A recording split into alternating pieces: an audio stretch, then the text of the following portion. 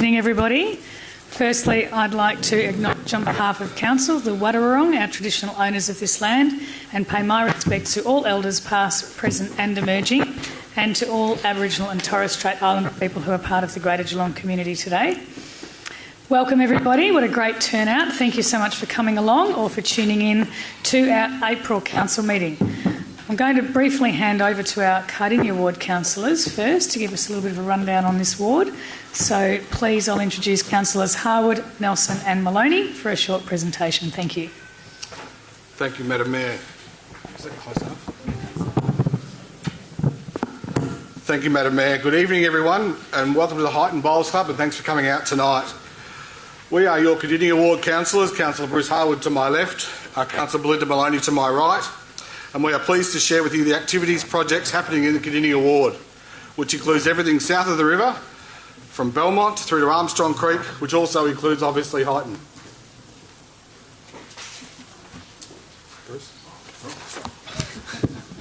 Good evening. Welcome down to the Heightened Bowls Club. You'll hear a couple of quick things about the Kadinia ward, what's going on around the area. But the quick project I'm going to touch on is the dog park down on the Barwin River. Probably you may have already seen its construction is underway.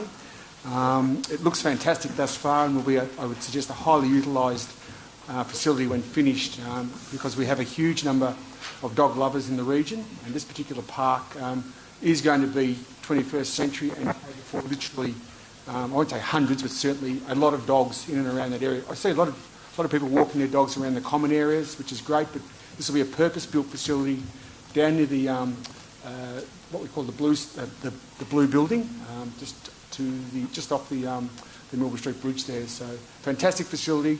We'd love to see you down there with your dogs and to enjoy that. And it's a great commitment from the council to our dog lovers in the region. Thank you. I think Belinda. I'm just looking for my slide. There we go. Hi everyone, my name's Belinda. I'm the new councillor on deck, and I am also in those photos on screen.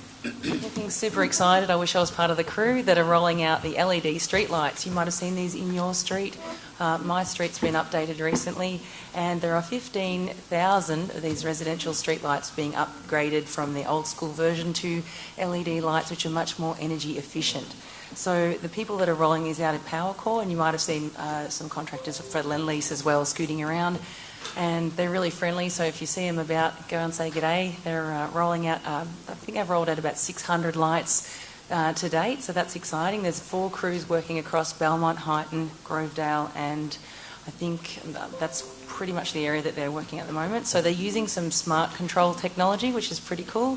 You can attach sensors to see how many people are scooting around. You can sense different types of emissions and things like that. So it's pretty exciting technology as part of our smart city rollout. So looking forward to seeing that. Thank you. Thanks, Belinda. And finally, we all know how important the Queen's Park Golf Course is to the community here in the Kadinia ward, and we want to make sure it's at the highest possible standard that we can make it.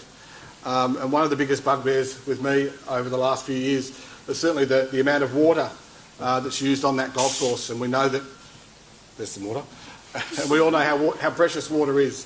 So we're spending $750,000 to upgrade the irrigation system down at Queen's Park Golf Club. So that is a fantastic project that's taking place over the next few months, and they're well underway now.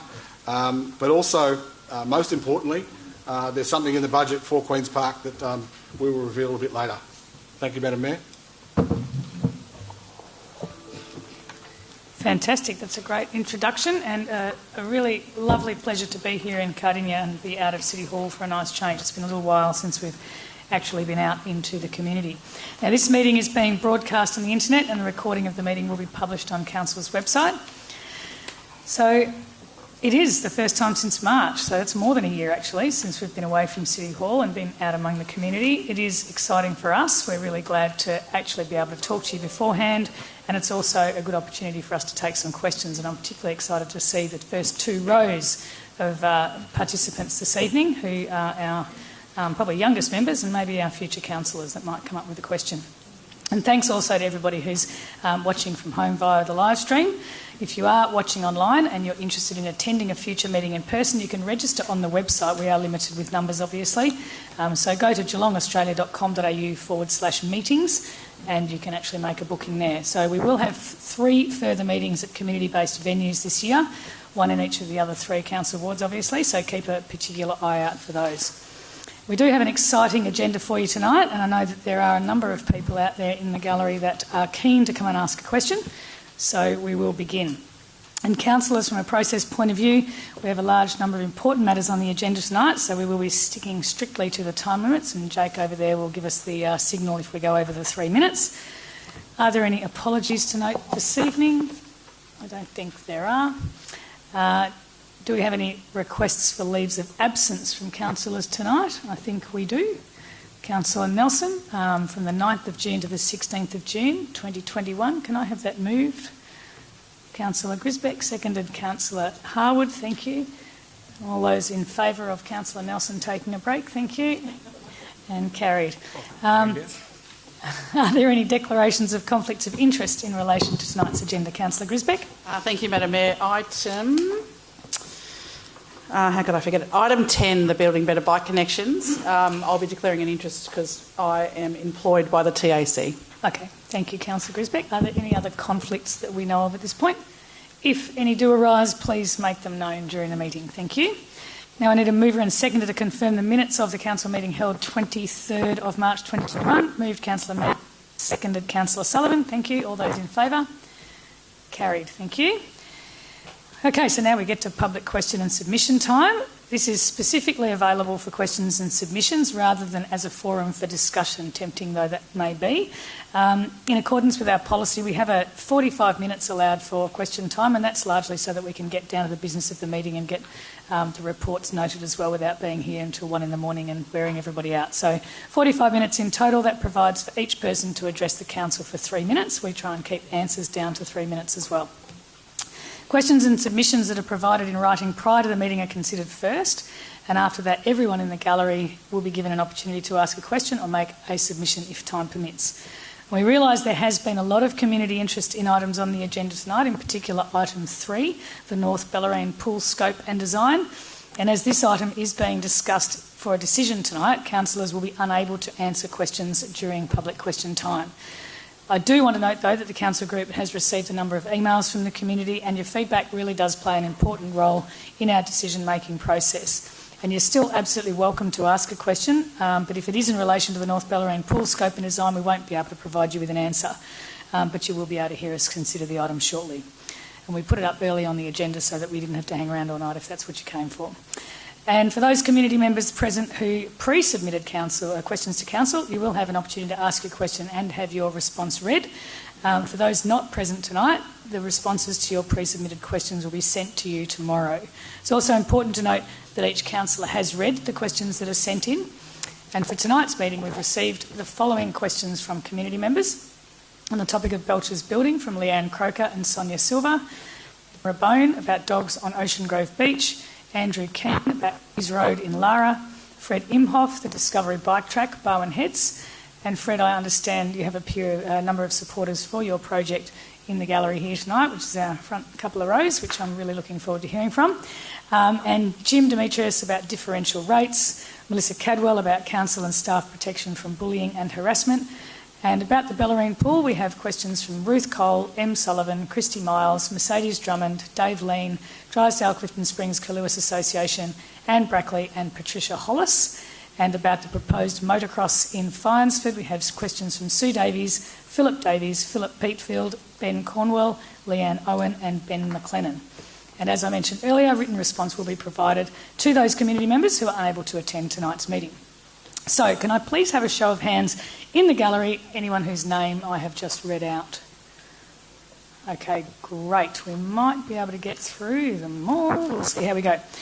We may have some time afterwards to ask other questions. We'll see how we go. Are there other people in the gallery who haven't been mentioned who have a question?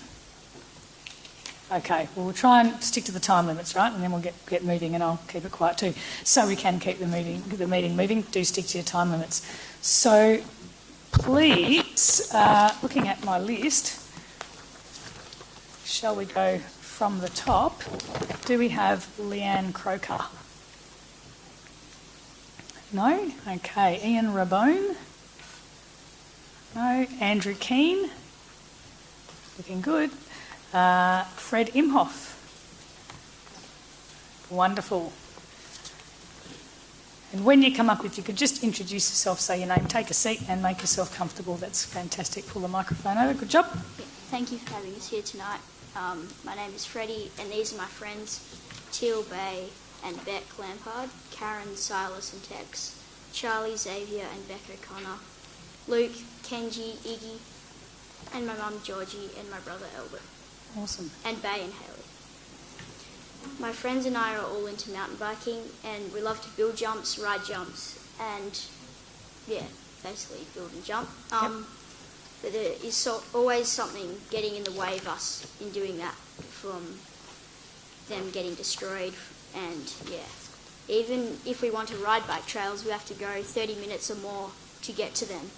And we want to do the right thing by the council and the community, because every time we build the bike jumps, it's usually unsafe and kids get hurt. And I also have some questions I would like to ask you. When is the Discovery bike track in Barwin Heads going to start, and could this be priority? Okay, do you want to ask all your questions, and then we'll get the answers all in one hit too? Thanks, Freddie. Could we help you build this bike track? And we have a group of kids who would like to get involved and help you build this bike track. How long is this going to take, and how long is this going to take to build? Fantastic. Great questions, great topic, and I am going to hand over to our Director of Community Life, who runs all things bike track, which is Robin Stevens, and I might finish off with a couple of comments as well. So thank you, Robin. Thank you, Mayor Asher, and thank you, Fred, for your questions. Great questions, and it's really exciting to see young people interested in civic participation and contributing to their community. So well done to you all on that, and for your supporters behind you there. So in terms of the questions you've asked about the Discovery bike track in Barwin Heads, we've got a draft master plan that's being developed at the moment, and that will be available and open for community feedback for a 6-week period from the 30th of April. So we encourage you and all your friends to get online and have a look at that when it becomes available, and provide us with your feedback and comments on that. In relation to when it will be built and how long it will take, I can't really answer that in any detail at the moment. It will depend on the feedback that we get, and also then what the final design and funding arrangements look like. In terms of participation of young people, it's really great that you want to participate, and we'll look at ways that we can work with young people in the community to participate in the development of the track. So once we have a bit more detail and your input, we can work with you on how we might be able to progress that initiative. Thanks, Fred. Thank you, Mayor Asher. Great. Thank you, Robin. So the answer is really positive, Freddie. I think we would love to have your involvement, and the team will be really committed to making sure that it is something that actually works for you and that you can help with. So thank you so much for coming along and contributing to it. That's awesome. Thank you. Well done. Thank you for your time.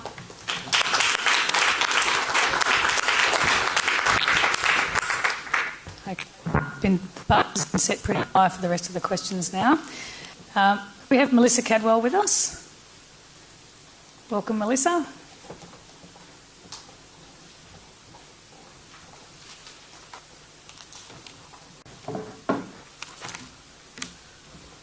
Thank you. Cool. Madam Mayor and Councillors, my name is Melissa Cadwell. My question is for the Mayor and for all Councillors. Does the City of Greater Geelong have any written policy, procedures, guidelines, rules or any other document that sets out how COG councillors and or staff and their immediate families are protected from members of the public who seek to harass, intimidate or bully councillors and or staff and their immediate families? And is the policy the same for both councillors and staff? Further, does COG have any written policy, procedures, guidelines, rules or any other document that sets out how COG councillors and or staff and their immediate families should be protected from members of the public who seek to harass, intimidate or bully councillors and or staff and their immediate families when they are not actually at work, especially given that all councillors and some staff are residents of the City of Greater Geelong? And is the policy the same for both councillors and staff? And finally, does the City of Greater Geelong have a responsibility, whether legal or otherwise, to protect its councillors and or staff and their immediate families from members of the public who seek to harass, intimidate or bully councillors and or staff and their immediate families? If so, what is it? And can you please explain it in detail? And finally, I would like to request a response in writing as well as verbally in this forum. Thank you. Thank you, Melissa. Questions, and I'll hand over to our CEO, Martin Cutter, to provide a response. Thank you, Melissa. Good to see my microphone's working. Let me handle perhaps the last one first. And I know you've raised this a number of times through consultative committees and other forums along the way, but the City does have a responsibility to ensure the health and safety of all councillors and their employees, that they are protected, absolutely. Under the Occupational Health and Safety Act, the City has a responsibility to ensure the health and safety and welfare for employees and other persons at work. And the Occupational Health and Safety Act is referenced in the City's relevant policies relating to the health and wellbeing of all employees while at work. So we'll also provide this in writing back to you at the end. Your first question about written policy procedures and guidelines and rules or other documents, I can comment that obviously we have an occupational health and safety policy which commits to provide a safe and healthy workplace which applies to all of Council's operations. Many of our employees have also undertaken training on dealing with difficult people in order to support them to perform their role. The Council operates under a customer service charter, which is available on the website, Geelong website, which sets out the standard of service we aspire to deliver, as well as understanding that staff can ask a member of the public to leave, cease a conversation or contact police if their behaviour is considered hostile, threatening or abusive. We've also recently implemented the Raising and Employee-Related Concern Guidelines, allowing staff to raise any issues relating to inappropriate behaviour, bullying, harassment or any other issue they face, and each concern will be raised and appropriately dealt with on a case-by-case basis. The website also contains information about how members of the public can make complaints and the steps that can be followed when they do. We have a detailed complaints process and deals with all each matters appropriately in accordance with these policies and procedures. As outlined above, these are processes in place for staff and members of the public to raise their concerns, and these can relate to councillors and staff. Both the complaints process sets out the steps that will occur once a complaint has been received and allow for matters to be appropriately dealt with on a case-by-case basis. I think that also really addresses item 2 as well, but obviously I made mention about the Raising and Employee-Related Concern Guidelines and the Register of Complaints process. They can be utilised to raise issues that occur both when at work and outside at work, and each matter will be dealt with, as I said, on a case-by-case basis. If councillors or employees feel as though they require protection from a member of the public, they are able to utilise these avenues to raise their concerns, and they will be dealt with accordingly. Action taken will be tailored to the particular circumstances and may include support provided by management in dealing with a customer, consideration by the City as to whether a particular ratepayer should be restricted from corresponding directly with a particular employee and or department, up to and including supporting the councillor or employee to make a decision about whether the behaviour needs to be reported to the police and supporting that process. Thank you. So we'll definitely write back to you specifically addressing those questions. Thank you, Martin, and thank you. And they will be provided to you. Thank you. Thank Are you. there any other councillors that wanted to offer a comment? No. Any other councillors wish to comment on this one? No. Thank you, though. All right. Thank you. Okay, the Bellarine Pool has a number of people who've submitted questions, so I wonder who's with us? Ruth Cole? No. M. Sylvan? Christy Miles? Thanks, boys. You're more than welcome to go home and exit stage right. That's fine. I'll keep going through the list. Mercedes Drummond, Dave Lean, Anne Brackley. I know Anne's here. Well done. Thanks, Anne.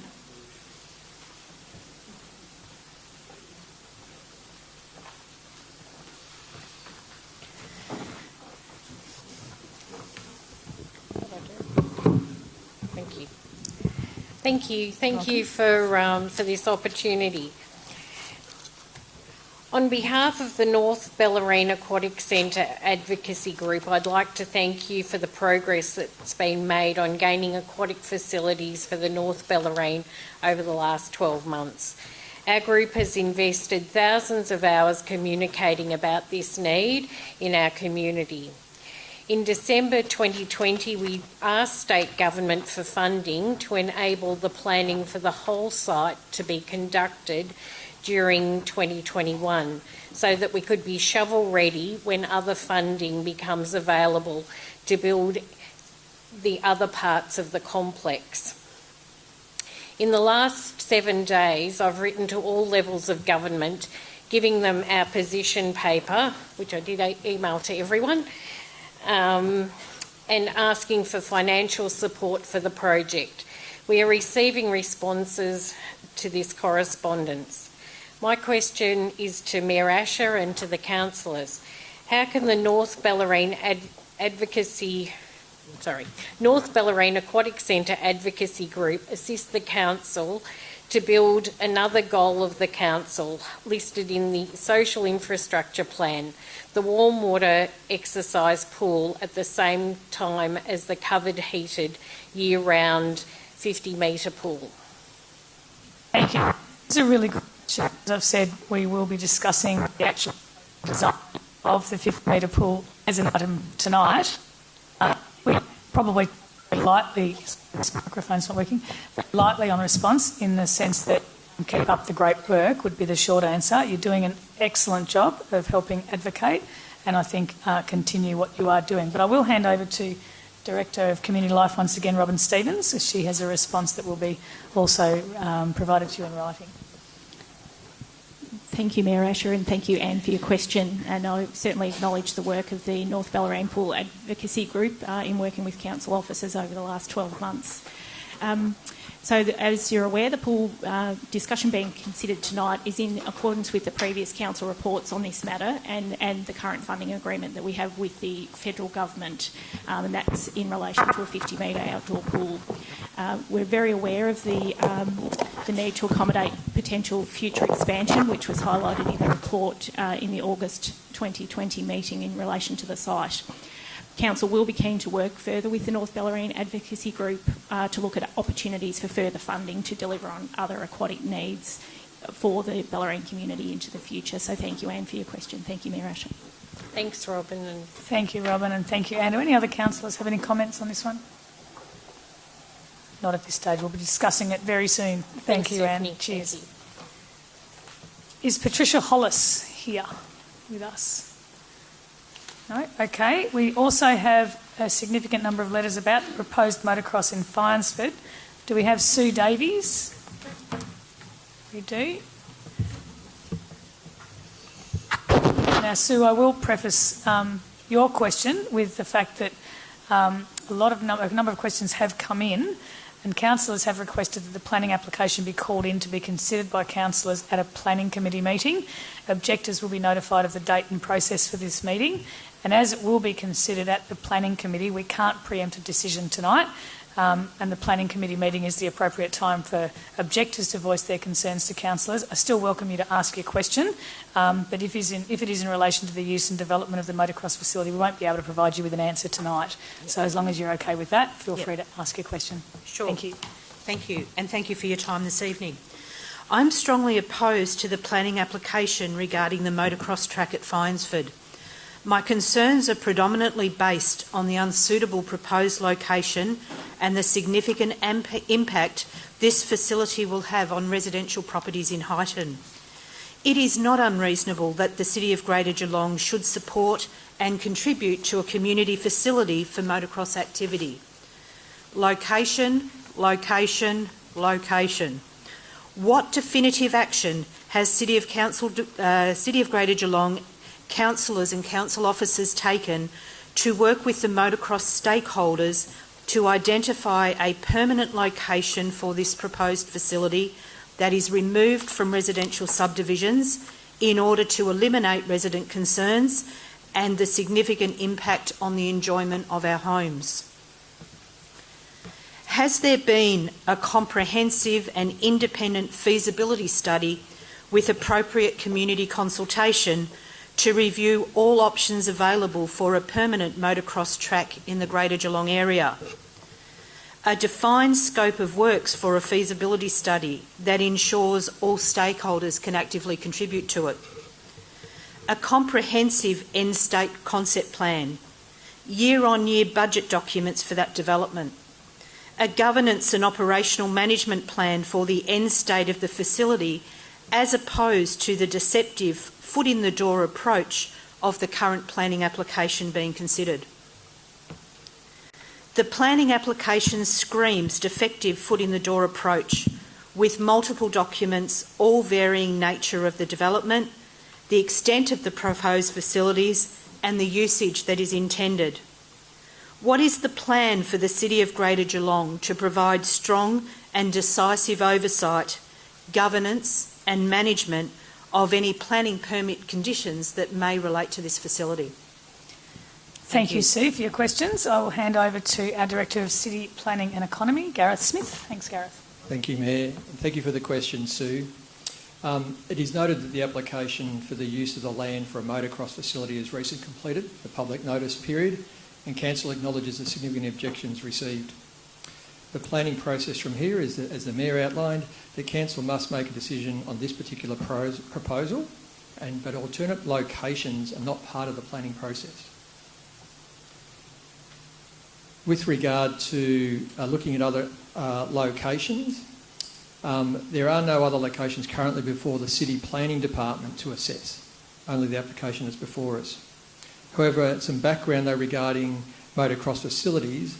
In late 2016, a G21 motocross land suitability assessment was completed following the closure of Macadam Park. The assessment considered the functional needs of motocross riders and the land use requirements for a regional facility.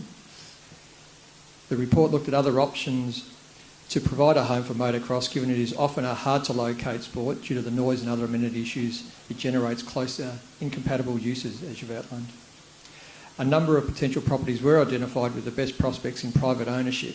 The City and G21, the other municipalities that includes, identified that the placement and funding of a facility required a joint approach, including the neighbours of the region, and this is best led by the state government. And then finally, in regards to question 3, was Council considers all the information associated with the proposal prior to determining whether to support or refuse the proposed application. The decision-making process also involves a detailed assessment against the planning scheme, and any decision must accord with the regulatory requirements of the Planning and Environment Act. Essentially, that's the governance arrangements. With respect of any planning permit issued, it is noted that a specific conditions of permit that run with the land.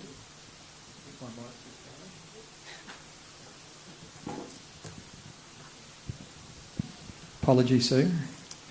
So with respect to any planning permit issued, it is noted that a specific conditions of permit, they will actually run with the land. Failure to appropriately comply with the conditions of a permit can result in enforcement action through Council and or VCAT. But of course, that's only an instance if a permit is issued, and that's still open for debate and discussion. Thank you. Thank you, Gareth, and thank you, Sue, for your question. Is Philip Davies here?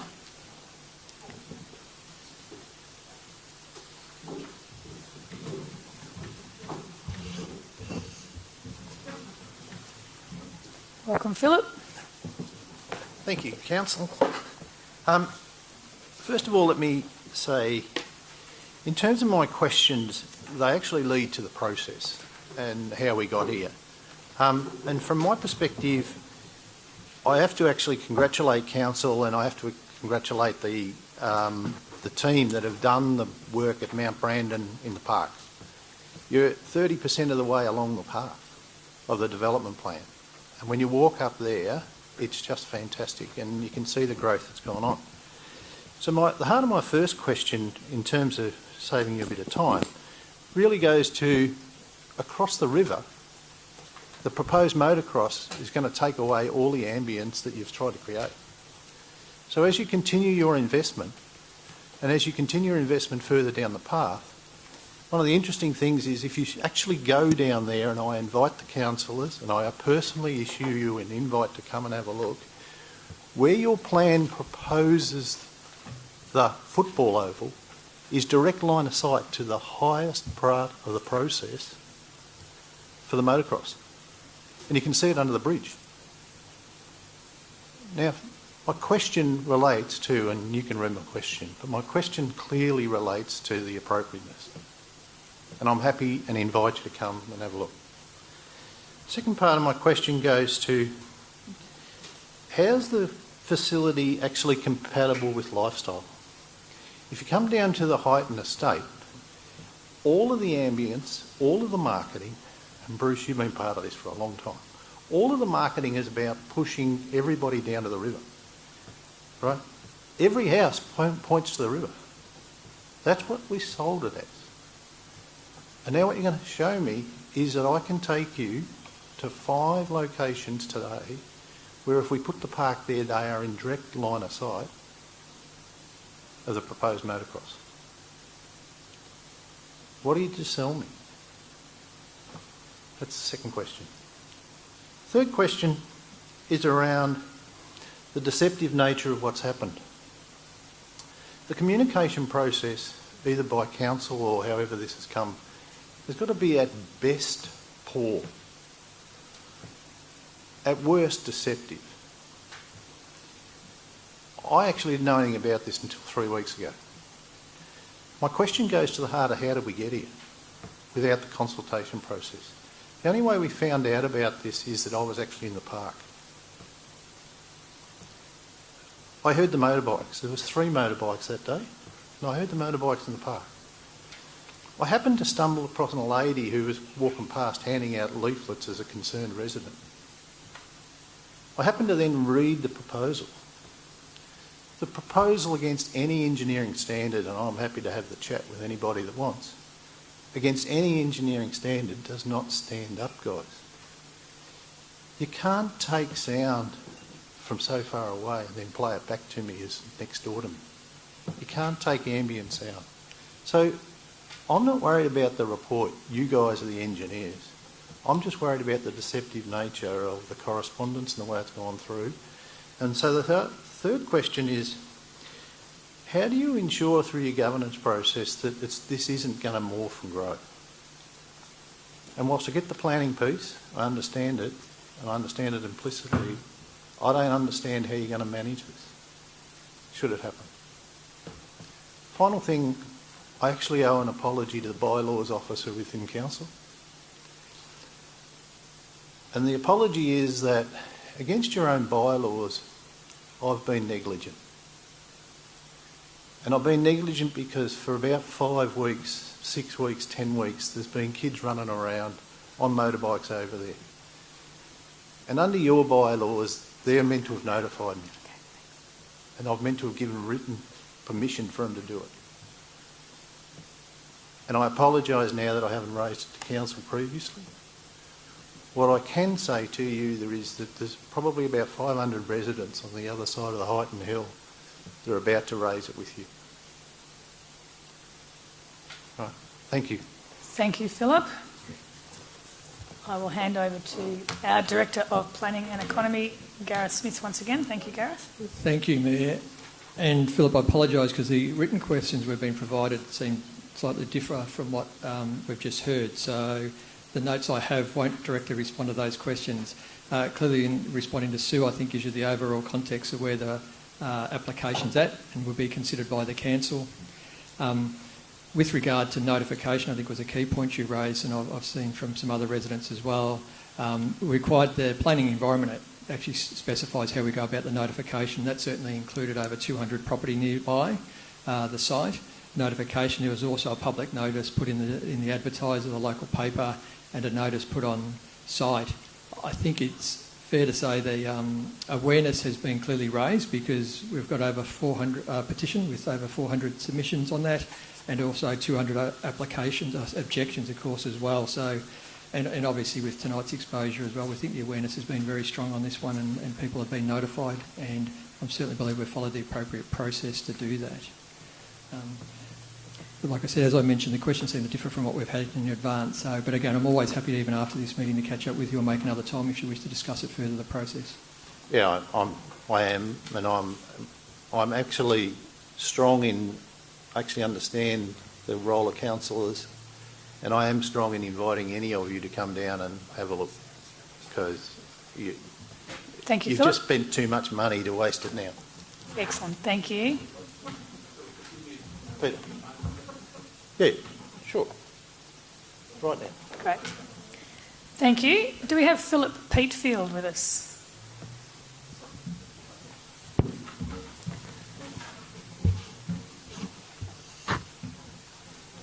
Welcome, Philip. Good evening, councillors. Part of my questions have actually just been covered in some respects. I'll follow closely to what I've already sent through so you can give an answer. I would ask that all questions either asked by email sent through or has just been asked, as you just heard verbally, that there still be a written response to all, Yep, all definitely will be, please. Philip. Thank you. First question. Would the council look at an independent sound assessment of the use of the development of the land for the motor racing track, brackets motorcycles, and earthworks at 95 Hamilton Highway, Finesworth, the area we're talking about? Pretty simple. My questions are going to be not that long-winded. Similar to another aspect of what was just mentioned, the current sound report did not take into account the line of sight aspect of sound. The impacts on the sound impacts on the residential areas further up the hill and the surrounding areas, e.g. along Stoneleigh Crescent, which is where I actually live. I've only just been made aware of this only 3 weeks ago. I have direct line of sight to this particular development. Why was it not taken into consideration for those residents, and those residents not notified directly by the council either by mail or other means for this proposal? Third question. Proposed development is to allow more dirt bikes / motocross to train over more weekends and more weekdays than normal motorsport raceways that run race meets in a month. Those raceways are generally further away from residential areas. For example, Avalon Raceway. This proposal will include up to 30 motorbikes at any one time. The surrounding burns will not stop the sound currently with 5 or more bikes as they are now. McAdam Park, which you've mentioned previously, motocross racing track in Barwin, was closed down some time ago, situated in a highly rural area, due to noise complaints, although there was some other aspects as well, and was located currently 8 kilometres away from the Highton area which I live in now. The proposed area, the current proposed area is as little as 300 metres from residential areas.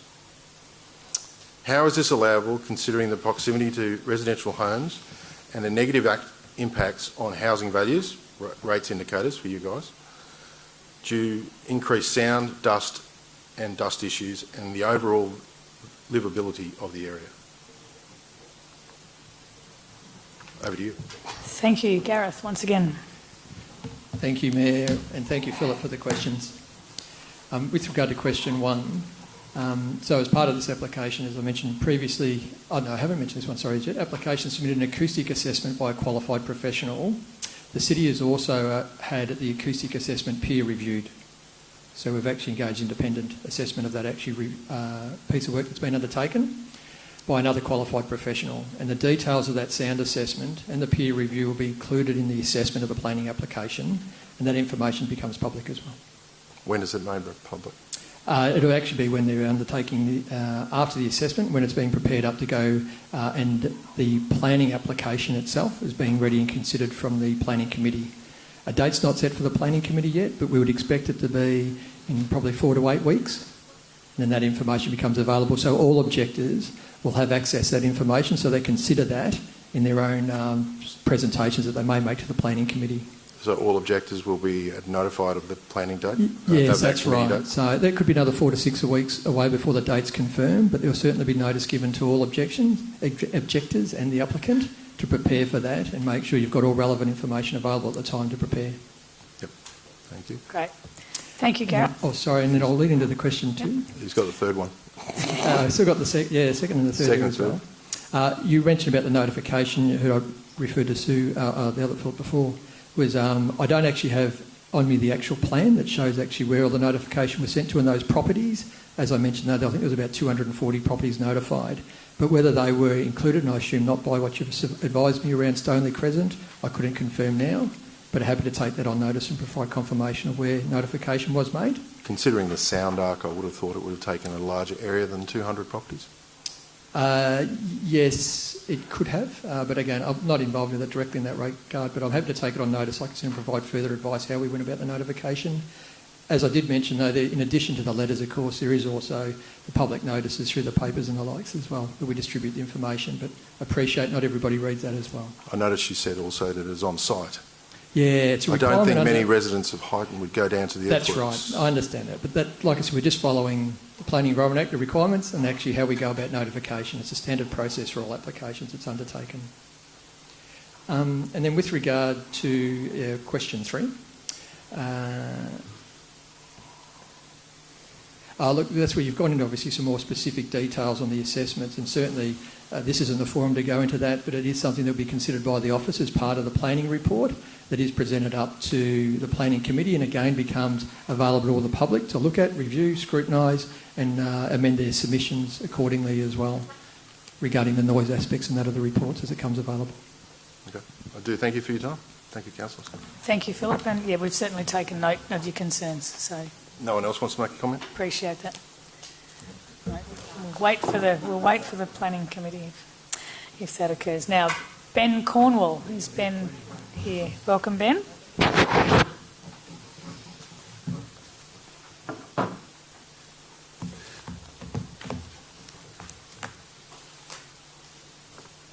Good evening, Mayor, Councillors and fellow meeting attendees. I'm also here to speak about the proposed motocross training facility that's been earmarked to go in across the road from Highton. I'm one of the residents in the area and also strongly opposed. I'll stick to the script with my questions, but I would just like to point out that I've certainly got a lot more than 3 concerns about this proposal. I'm just choosing to air 3 of them tonight, so thank you. Yeah, thanks. So I understand that there is a number of existing motocross facilities at Avalon. There's a large speedway, there's an off-road track adjacent to an airport and a freeway. So I was wondering whether alternative sites like Avalon were considered as part of the G21 grant application and indeed this proposal, given I'm assuming there's a link between the two.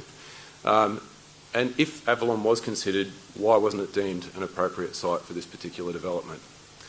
My second question is Dick Lewis, who is the man named on the proposal, owns a sizable block of land at the back of Barwin Heads, located underneath an airport, which would also be, in my opinion, quite suitable for motocross development.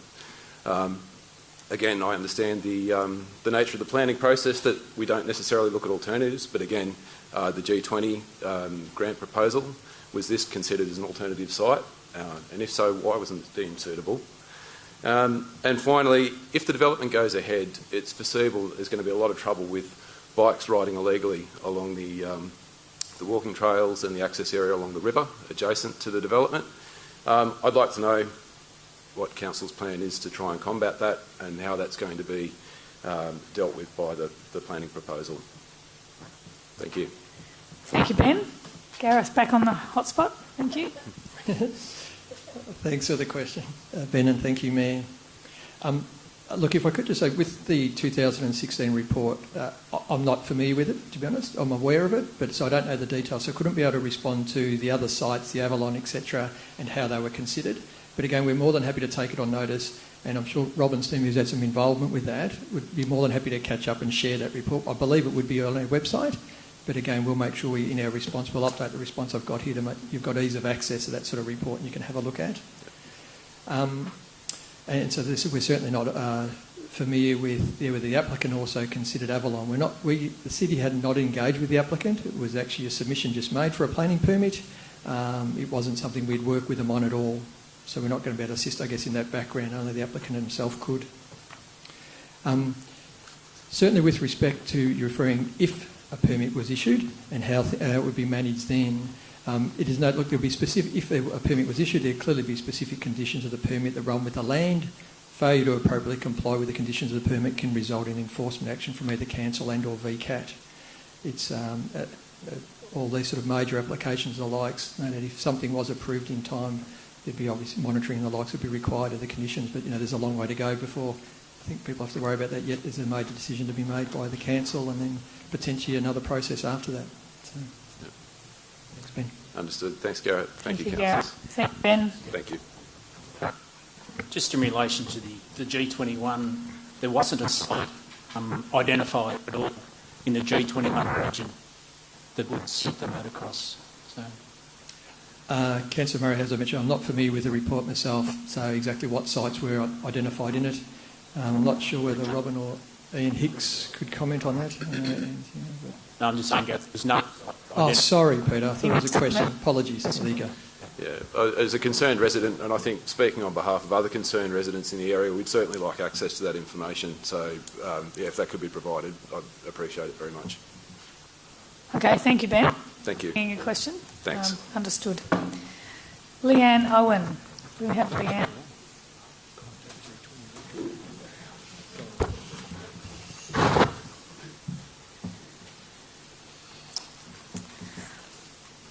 Welcome, Leanne. Thank you. My questions also come as a concerned resident of the area that lives about 350 metres away from the proposed location. I do feel, however, that we've actually covered all the ones. Should I continue and ask them anyway, or do we... But you will receive in writing as well. So we've all read the question. You're more than welcome to if you like. Sure, I'll go through it. They're only quick ones.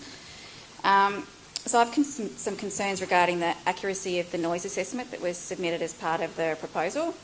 The recommendations differ greatly from the previous noise assessments that were done, and the location referenced is Province Boulevard, and houses are now much closer to the location than that, including mine. Will an independent review be conducted on the noise assessment and other technical information submitted? And if yes, can the community have input into such a review, such as the location of the noise assessments? Second question is, are other locations being considered for the motocross track that are not close to a residential estate? And the third question, in discussion with the community members and when we were completing the petition, it was apparent that about 95% of the community weren't aware of the proposal at all. So just wanted to know what sort of communication was carried out in the community to make people aware of the proposal. Do you feel those questions have been answered to your satisfaction yet? I do. Yes. Okay. Well, thank you for asking them and reiterating your concerns. Appreciate it, Leanne. Well done making the time. And Ben McLennan is the last one on the list for the proposed motocross. I'm conscious of time too, so thank you, Ben. Thank you for the opportunity. Look, my question specifically is in relation to the acoustic reports that were submitted. Noted that whilst the modelling has been done around the levels of sound, no consideration was given in relation to the nature of the sound as specifically stated in the reports. So the commentary in both of the reports make reference to existing freeway noise.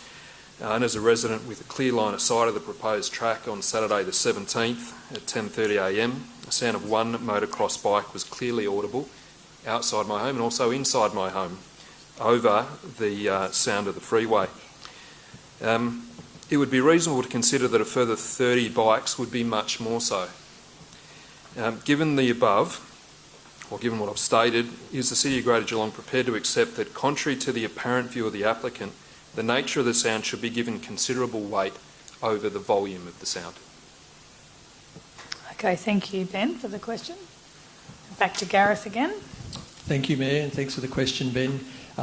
As you would have heard before, we referenced there's a peer review being undertaken, or has been undertaken, of the acoustic assessment, because the City does recognise the importance of that work and therefore want to make sure there's some independent work done to that. I'm not familiar with those results and exactly what they've considered, So directly responding to how you feel the weighting should be done, I wouldn't be able to answer that directly. But I will repeat what I said earlier. All this information will become available as the process progresses. And again, we'll be encouraging the community certainly to read the peer review as well and get familiar with that. And again, I'm sure the council would seek feedback on that, whether it's appropriately been undertaken in their view of the applicant's assessment. Great. Thank you, Gareth. Thank you, Ben. Thanks for making the time. Now, we've probably got time for one more question, and given that we've given quite a bit of time to the pool and the motocross, is there anyone in the audience that would like to ask a question that doesn't relate to either of those two topics? Yes, the gentleman in the front row here, you're the lucky one. And if you could just give us your name when you sit down, that would be terrific. My name is Ken Mansfield. Welcome, I'm Ken. a member of the Heighton Bowls Club and have been for over 9 years. During that period of time, we have worked very closely with the council on doing some certain projects relating to this facility. The facility is owned by the council, as we know, but we had some very good work done recently by installing the car park, which we came through tonight. That's been a tremendous asset and improvement to the overall operation of this facility, but we are concerned that it was never completed from the point of view of providing the lighting for the area. And people walking from this facility at night time have to go through the car park, and it is not illuminated to a degree which is really satisfactory from a point of safety. And I would ask that you people tonight consider as to when we can have that lighting completed. There is already a lot of lighting facilities installed underground, waiting just merely for the actual post to be erected and to have it such that it will then be a safe operation for people accessing it.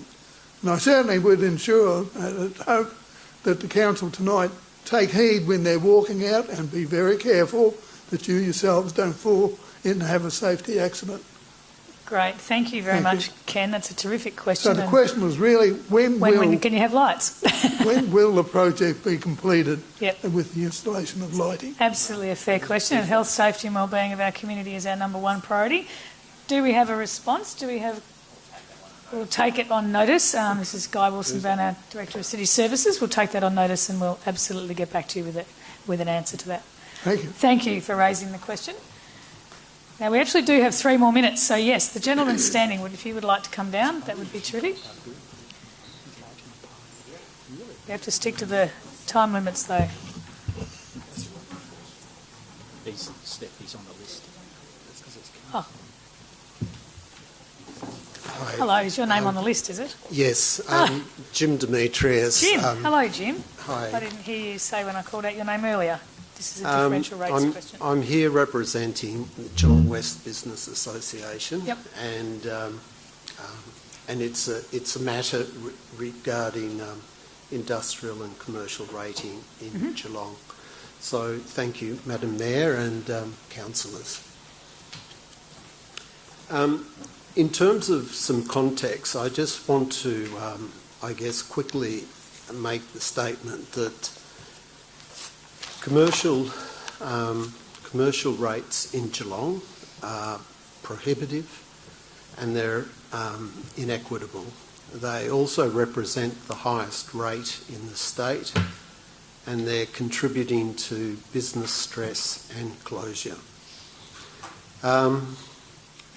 This prohibitive tax, which was actually increased, the rate in the dollar for commercial rates was increased during 2020, which was as we all appreciate, a difficult year due to COVID. The rate of the tax is also contrary to council's rhetoric about it being open for business. You can't be open for business if you have an uncompetitive system. During my conversations and discussions with councillors and also that by other representatives,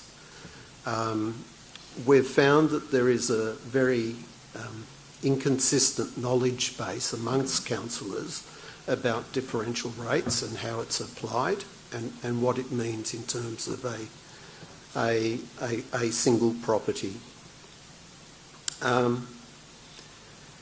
Commercial and industrial rates raise something in the order of 22% of council's rate budget, yet it is collected from less than 6% of accessible properties. Now, we believe that rates should be uniform and that they should only be differentiated if there is a good strategic reason for a differential to apply. For example, vacant land can have a differential, which it does. We understand that because that means that there is some motivation there to develop it. We also believe that if a property costs more to maintain from a civic perspective, then a differential ought to apply. But for a little retail shop that, as an example, is 50 square metres, that doesn't impact adversely on the community and the infrastructure generally, you've really got to ask yourself, why are those business owners being asked to pay somewhere in the order of $3,000 per annum for a rate that doesn't even involve the collection of rubbish, compared to a property around the corner that is probably worth several times that and is paying significantly less? So my question to council: in the wake of COVID-19 challenges and at a time of increasing shop vacancies, why do Greater Geelong City Council officers and councillors continue to ignore the repeated requests from mum and dad businesses and local business associations to reduce the unfair burden of the most uncompetitive differential rate imposed in the state of Victoria, and significantly higher than any of Council's G21 partner municipalities? For example, in 2020, struggling businesses were forced to pay a differential rate of 2.23 times and 2.44 times the residential rate for commercial and industrial zone property, respectively. That's my question. Thank you, Jim. Thank you for the question. Again, conscious of time and the fact that we will be releasing our proposed budget tonight and inviting feedback and submissions, I'll throw to our Director of Customer and Corporate Services, including Finance, Michael Degina, to give us a nice quick response. Thanks, Michael. Thank you, Madam Mayor, and thank you, Jim, for your question. We have spoke about this previously, I do believe, with the Geelong West Business Association, but in relation to your question, it is a detailed topic, the subject of rates, and it's one that certainly, hopefully, Council will be endorsing tonight, which may address some of your question in regards to our next 4-year budget and rating strategy. However, the highest differential is not necessarily always directly comparable with other municipalities. A more directly easy comparator is the average rates payable, and we are actually lower than Windermere, Ballarat and other councils within the region that use similar. But we are one of the highest in the state, being in the top 10. Okay, so that's something that is more directly comparable. Why commercial rates are at the highest, at a highest relativity to residential rates in the City of Greater Geelong is successive rating strategies over the last 25 years have been around keeping the residential rate low and increasing the commercial rate to align with the industrial rate, because there's a significant alignment between those two types of rates. So there have been the successive rating strategies over a very long period of time, and certainly Council has considered the impact of COVID-19, and that's been through support packages in the last two financial periods, and also being considered in a rating strategy going forward for a fair and equitable balance of our rating system across all of the stakeholder groups in the municipality, balancing obviously residential and also commercial, industrial, farm and other differentials as well.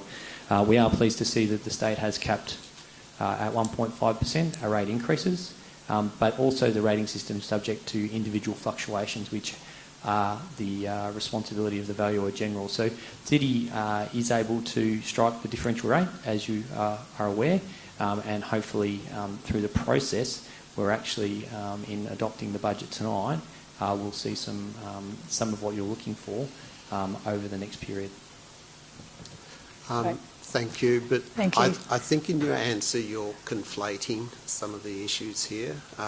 Whilst I appreciate that council as a municipality has an average rate that's quite favourable across the state, that applies to total rates, including residential rates. And so my question here is, why is one group of property and one group of people being asked to cross-subsidise another group of people and simply and have a situation so that council can protect its revenue base? Okay, Jim, can I suggest that we take this offline and Michael can answer that question directly with you, and your comments, I think, would be best made as part of the submission feedback in the budget process, given we've run out of time and we need to get on to discussing the budget, during which there might be a conversation about exactly your point. So thank you very much. Thank you, and we welcome the opportunity for further conversations. Absolutely, always. Thank you. Thanks for making the time. Thank you. Thank you, Michael. Okay, we have exhausted our question time moment, but we do now have an opportunity for petitions to be tabled, and I believe Councillor Nelson has a petition. Thank you, Madam Mayor. I have a petition from Lauren Ainsworth against the proposed motorcycle training facility near Highton. It's about 500 signatures. So great, thank you. Hand that to me, and I will hand that to Jake. Thank you very much, Councillor Nelson. Thank you, Jake. And thank you, Lauren, for providing the petition. Well done. Okay, so we now move into section B, reports, and the first item on the agenda is the endorsement for exhibition of the Community Plan 2021 to 25, to be moved by Councillor Grisbeck and seconded by Councillor Sullivan. Thank you, Councillor Grisbeck. Thank you, Madam Mayor. Before we start, I'd just like to acknowledge the former councillor in the room, former Councillor Pat Manane. Yes. Hello, Pat. Thank you for coming Councillor. along. I'm pleased to be able to move this draft council plan for community feedback. This is the first plan of the new council. This plan combines the former council plan and the municipal health and wellbeing plan. Together these create a more focused agenda for our work, and it makes it easier for the community to be able to track our progress. Over the past year and a bit, I'm stating the obvious. It has been very hard for everyone, for the community, for people, for business. Now it is the time to invest in our community, listen to our community, and reinvigorate our local areas. This plan guides council's decisions over the next 4 years, including budget allocations, which is next item on the agenda, so I won't go into that. For this plan, I'm really pleased that we've been able to elevate the importance of community in this plan. This plan is designed to outline our key priorities, our resources, our infrastructure, our services, and our programs to the community. We've identified 4 pillars: healthy, caring and inclusive, sustainable growth and environment, strong local economy, high-performing council and organisation. This plan will also help us deliver on the 30-year clever and creative vision. And personally, I'm really pleased and proud of this draft community plan. We've tried to make it really clear and concise, and I feel it will keep the organisation accountable to the community with its measures in here. It identifies our role, the desired outcomes that we have, our 4-year priorities, our indicators, so our measures, and how we'll link this to the clever and creative vision. Now it's up to you, to the community, to give us the feedback on it. Tell us what you think. We want to hear, and this is genuine community consultation. We're pretty proud of it, but there is room to improve if you give us that feedback. That's all for now, Madam Mayor. Excellent, well said. Thank you, Councillor Grisbeck. Councillor Sullivan.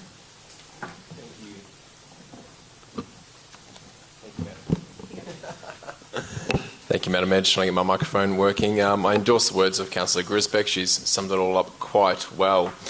Just so we're abundantly clear here, in past councils, we used to have a council plan and a municipal health and wellbeing plan.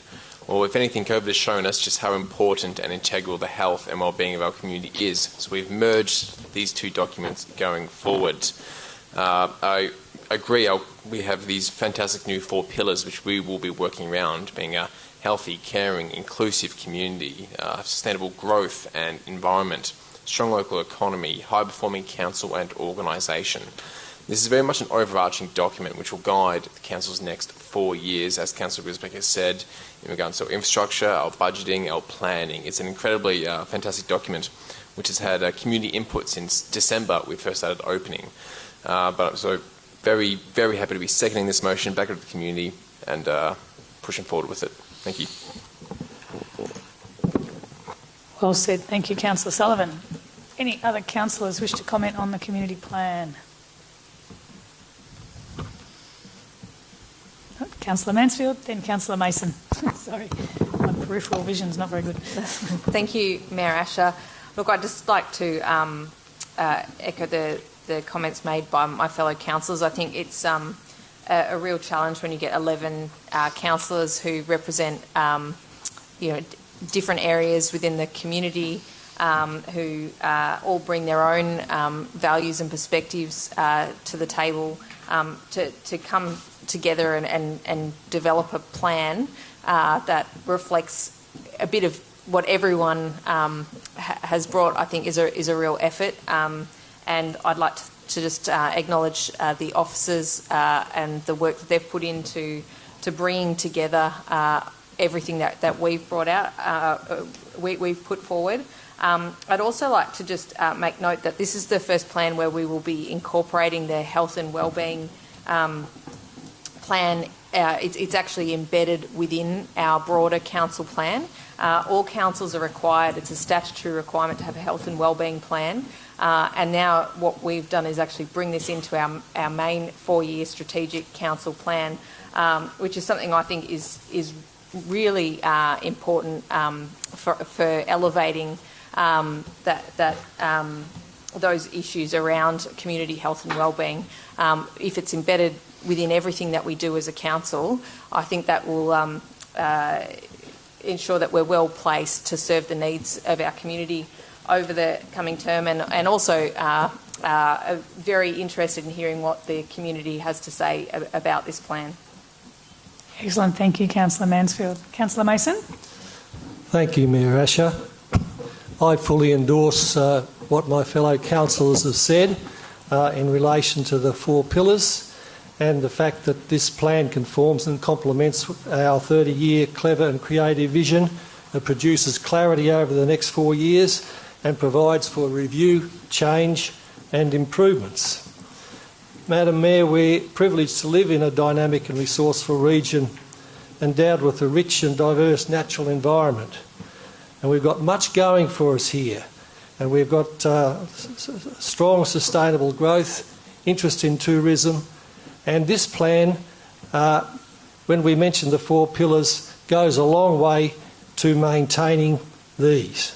Nevertheless, I want to focus for a moment on the things that are not so rosy in our municipality, and this plan will address these too. We have recognised the natural environment is under threat by inappropriate development and climate change, and that the environment must be enhanced and protected to mitigate these threats.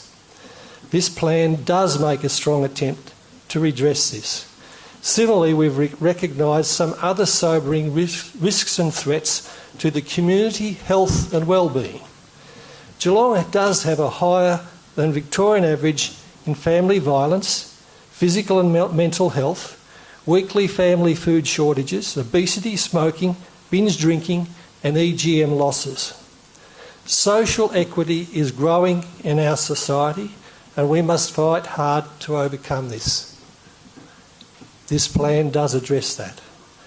And so, though we're going to make substantial progress, I do look forward to further community input that will be forthcoming through this exhibition. Thank you. Thank you, Councillor Mason. Councillor Aitken, then Councillor Howard. Thank you very much, Mayor Asher. Look, this document does deserve every councillor to make a comment if they can. The significance of it is it sets our direction for the next 4 years as a council group and an organisation. What we are identifying in this document is our vision and our framework for how we're going to make decisions over the next 4 years as a collective council group. Other councillors have highlighted components of it, but certainly what's giving me pleasure is that this document is a further advancement of the previous council's commitment towards trying to address social inequality. We are committed as a council to try to take everybody forward in the city of Greater Geelong. We are sick of seeing people being left behind in the economic development and economic prosperity that we have within our region, and we have national averages well above what other parts of Geelong have in terms of disadvantage. And this document does give me good pleasure that I have confidence that the organisation understands that we have to have direct involvement in influencing an outcome in that particular area, and it also gives me confidence that the council group understands as well too that we cannot leave and continue to leave people behind. So I think this is a very good vision within our clever and creative 20-year vision, but outlines quite strongly what this council is going to do over the next 4 years to assist everybody in Geelong, and not just those that have, also those that don't have. Thank you, Councillor Aitken. Councillor Harwood. Thank you, Madam Mayor. Just quickly, I just concur with the comments that have been made thus far, but the document itself probably doesn't do justice for the work behind the scenes that goes into actually putting this plan into a written document. So if anyone's ever wondering what council is doing or proposes to do, this is one of the documents that you go to understand exactly what we're doing here tonight and what we do day to day as a result of this particular document. This document will keep us accountable the next 4 years, but it's also an evolving document. As we know, times change very quickly. Unexpected things do occur that we have to be ready to face and adapt to. In a manner that still keeps confidence in the community, that we still are in one of the greatest places to live, work and play and get on with our lives. And I'll just make the final point. I think we want to give a clear indication to the community of exactly what we're doing, so people know and have confidence that we are going in the right direction and that their community is being looked after, is being enhanced and is being developed in a manner that is sustainable and responsible. Thank you. Thank you, Councillor Harwood.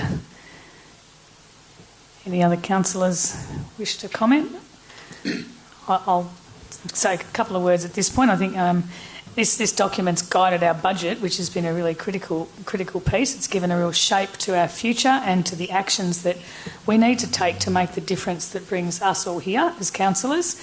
And as Councillor Mansfield said, it's not easy to land a plan that accurately represents a group of 11 councillors who aren't shy in making their desires known, and also the diverse community that we represent as well. And as Councillor Harwood said, the simplicity of the document doesn't necessarily reflect how much work went into getting it there. Brevity is beauty and simplicity takes an awful lot of work, so all credit to the team for landing the clarity of the approach. And also a nod to the facilitators who helped us as a council group and an ELT group and team of officers to work really productively to what I think is a really excellent professional standard. So I'm really proud of this community plan and certainly endorse it to exhibition. Any other councillors wishing to comment? No, we'll go back to Councillor Grisbeck to close. Thank you, Madam Mayor. Just finally, this process has been subject to new changes from last year's Local Government Act 2020, in which we have to now legislatively and deliberately, it's called deliberate engagement. We had to go out to the community with basically a white sheet and say what do you want, how do you want it, and how do you want us to deliver it. We started that process in December. And we're finally here at a point where we can put out the draft document to the community. But as I said before, this is a draft document. We need to hear from you, and we look forward to hearing all the feedback on this document. Thank you to the officers again for their work in this space. Hear, hear. And we do want to hear the good, the bad and the ugly, so please don't hold back. So on that note, we'll put this notice to the vote. All those in favour? Those against?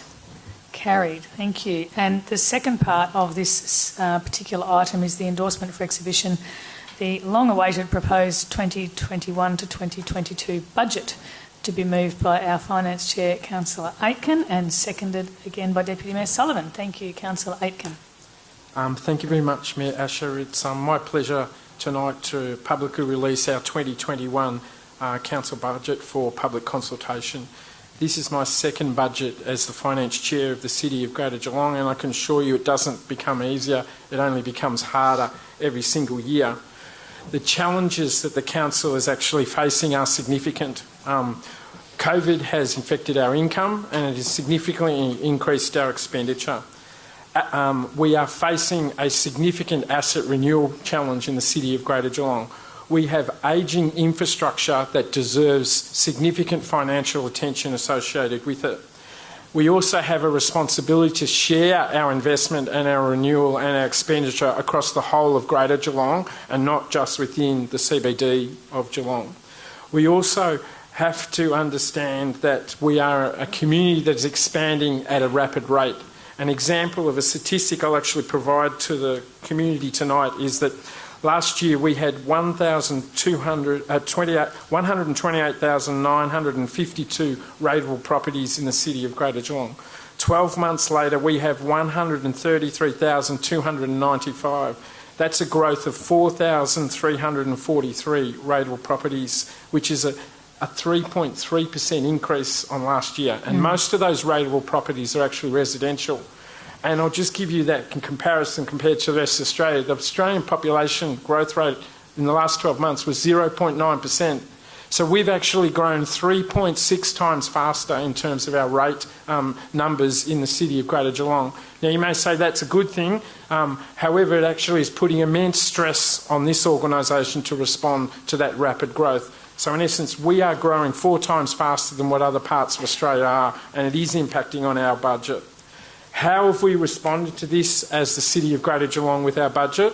Well, we have made a commitment we want to return to surplus. Without surpluses, we cannot pay for future capital works and we cannot pay for new initiatives. So we have to return to surplus. Last year we had a budget deficit of $24.6 million.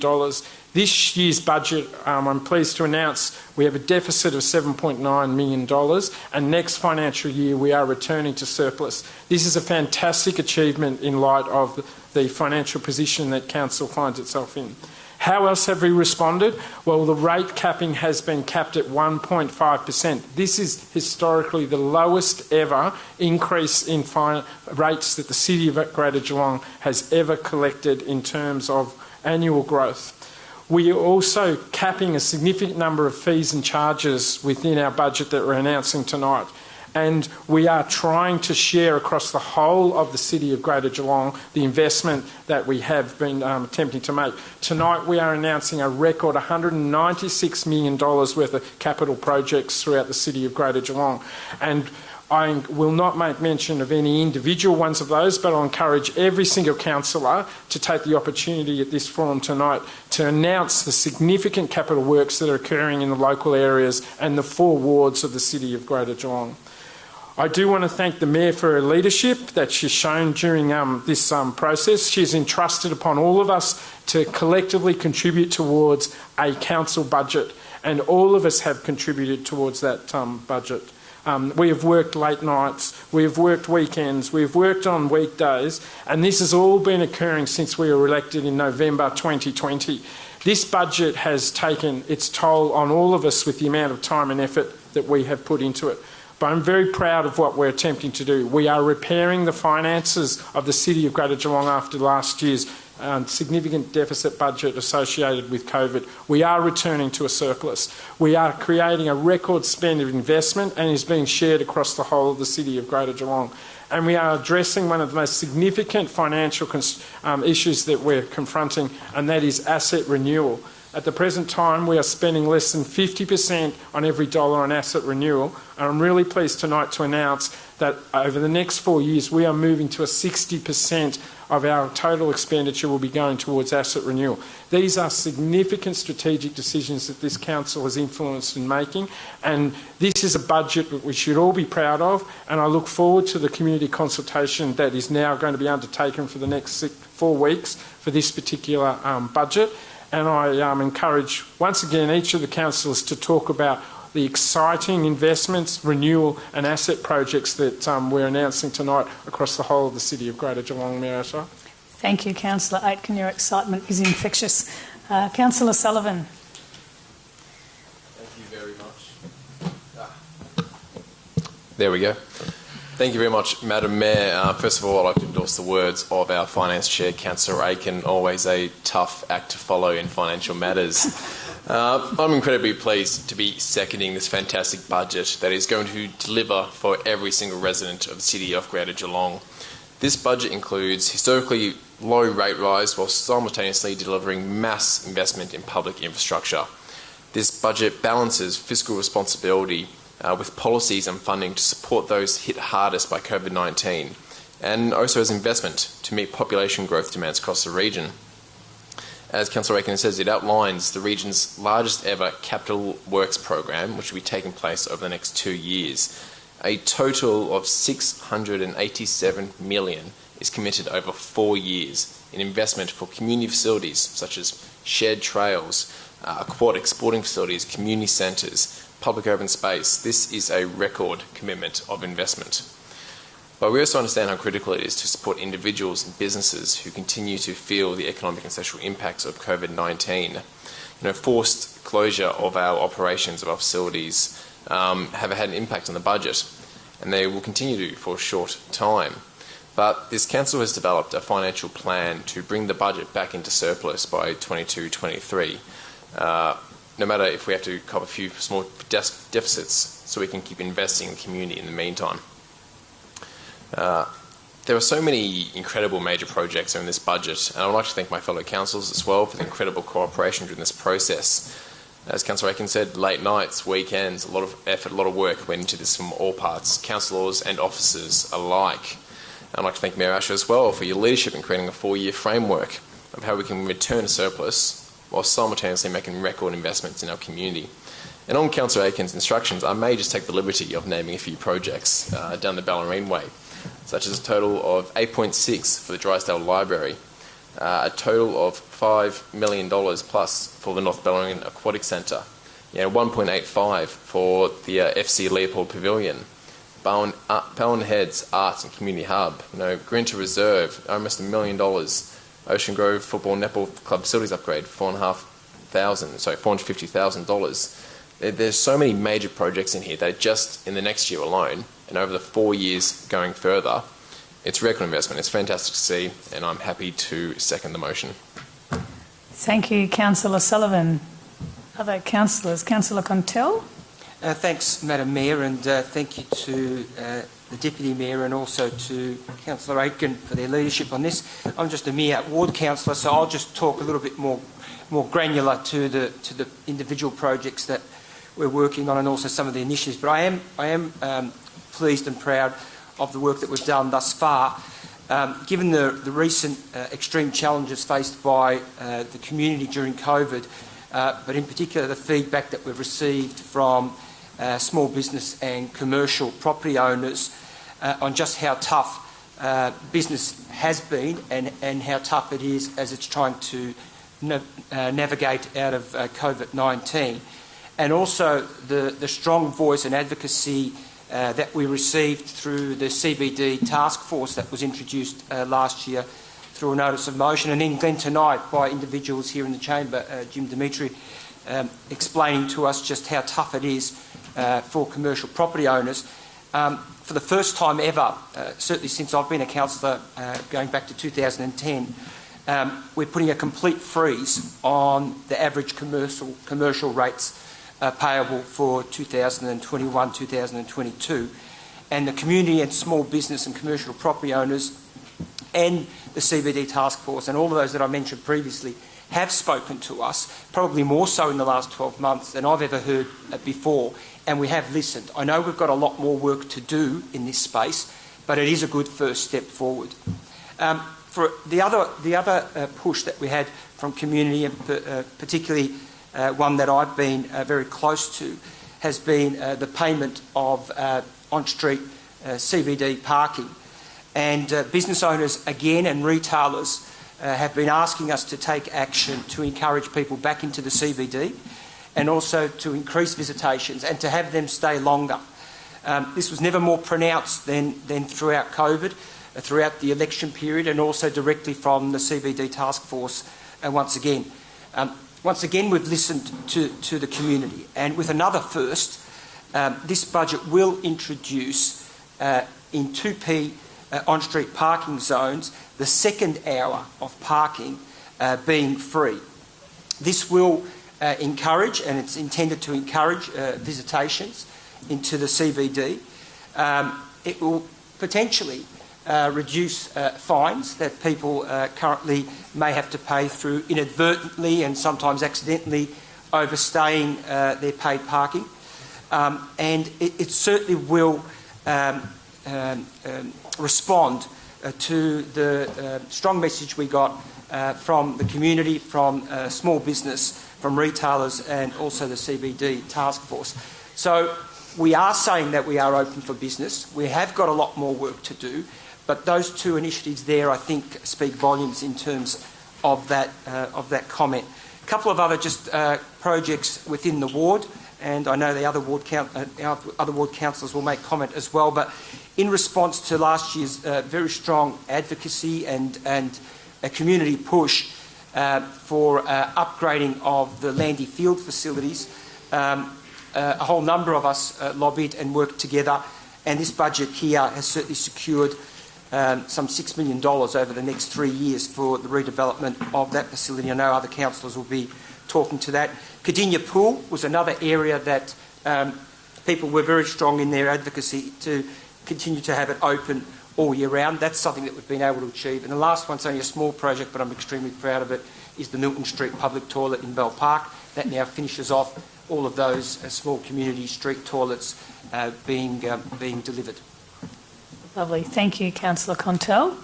If I do this to anybody, it's because Jake's come and told me you run out of your 3 minutes, okay? So do we have other councillors wishing to blow their ward trumpet? Councillor Mason, go for it, fellow ballerina. Thank you. Thank you, Mayor Asher. And I heard what Councillor Aitken said, and earlier when we were talking about 11 diverse councillors and 4 diverse wards. And so we have a great diversity of interests, and as we agreed a few weeks ago, we needed to compromise on some matters. And I suppose everybody hasn't got everything they wanted, and there have been some compromises, some of which have disappointed me, but overwhelmingly we have a really excellent budget, and I'm really have to applaud the work councillors have done and the work done by officers led by Mr Kadinia, and actually we look forward to the inputs from the community. And there were so many things. Councillor Sullivan mentioned a few for the Bellarine, but there are some that are across the municipality that we really need to be aware of too. The social housing project, $570,000 over 4 years. The regional livestock and information exchange, $150,000 for the business case and the possibility of $4.15 million over 3 years.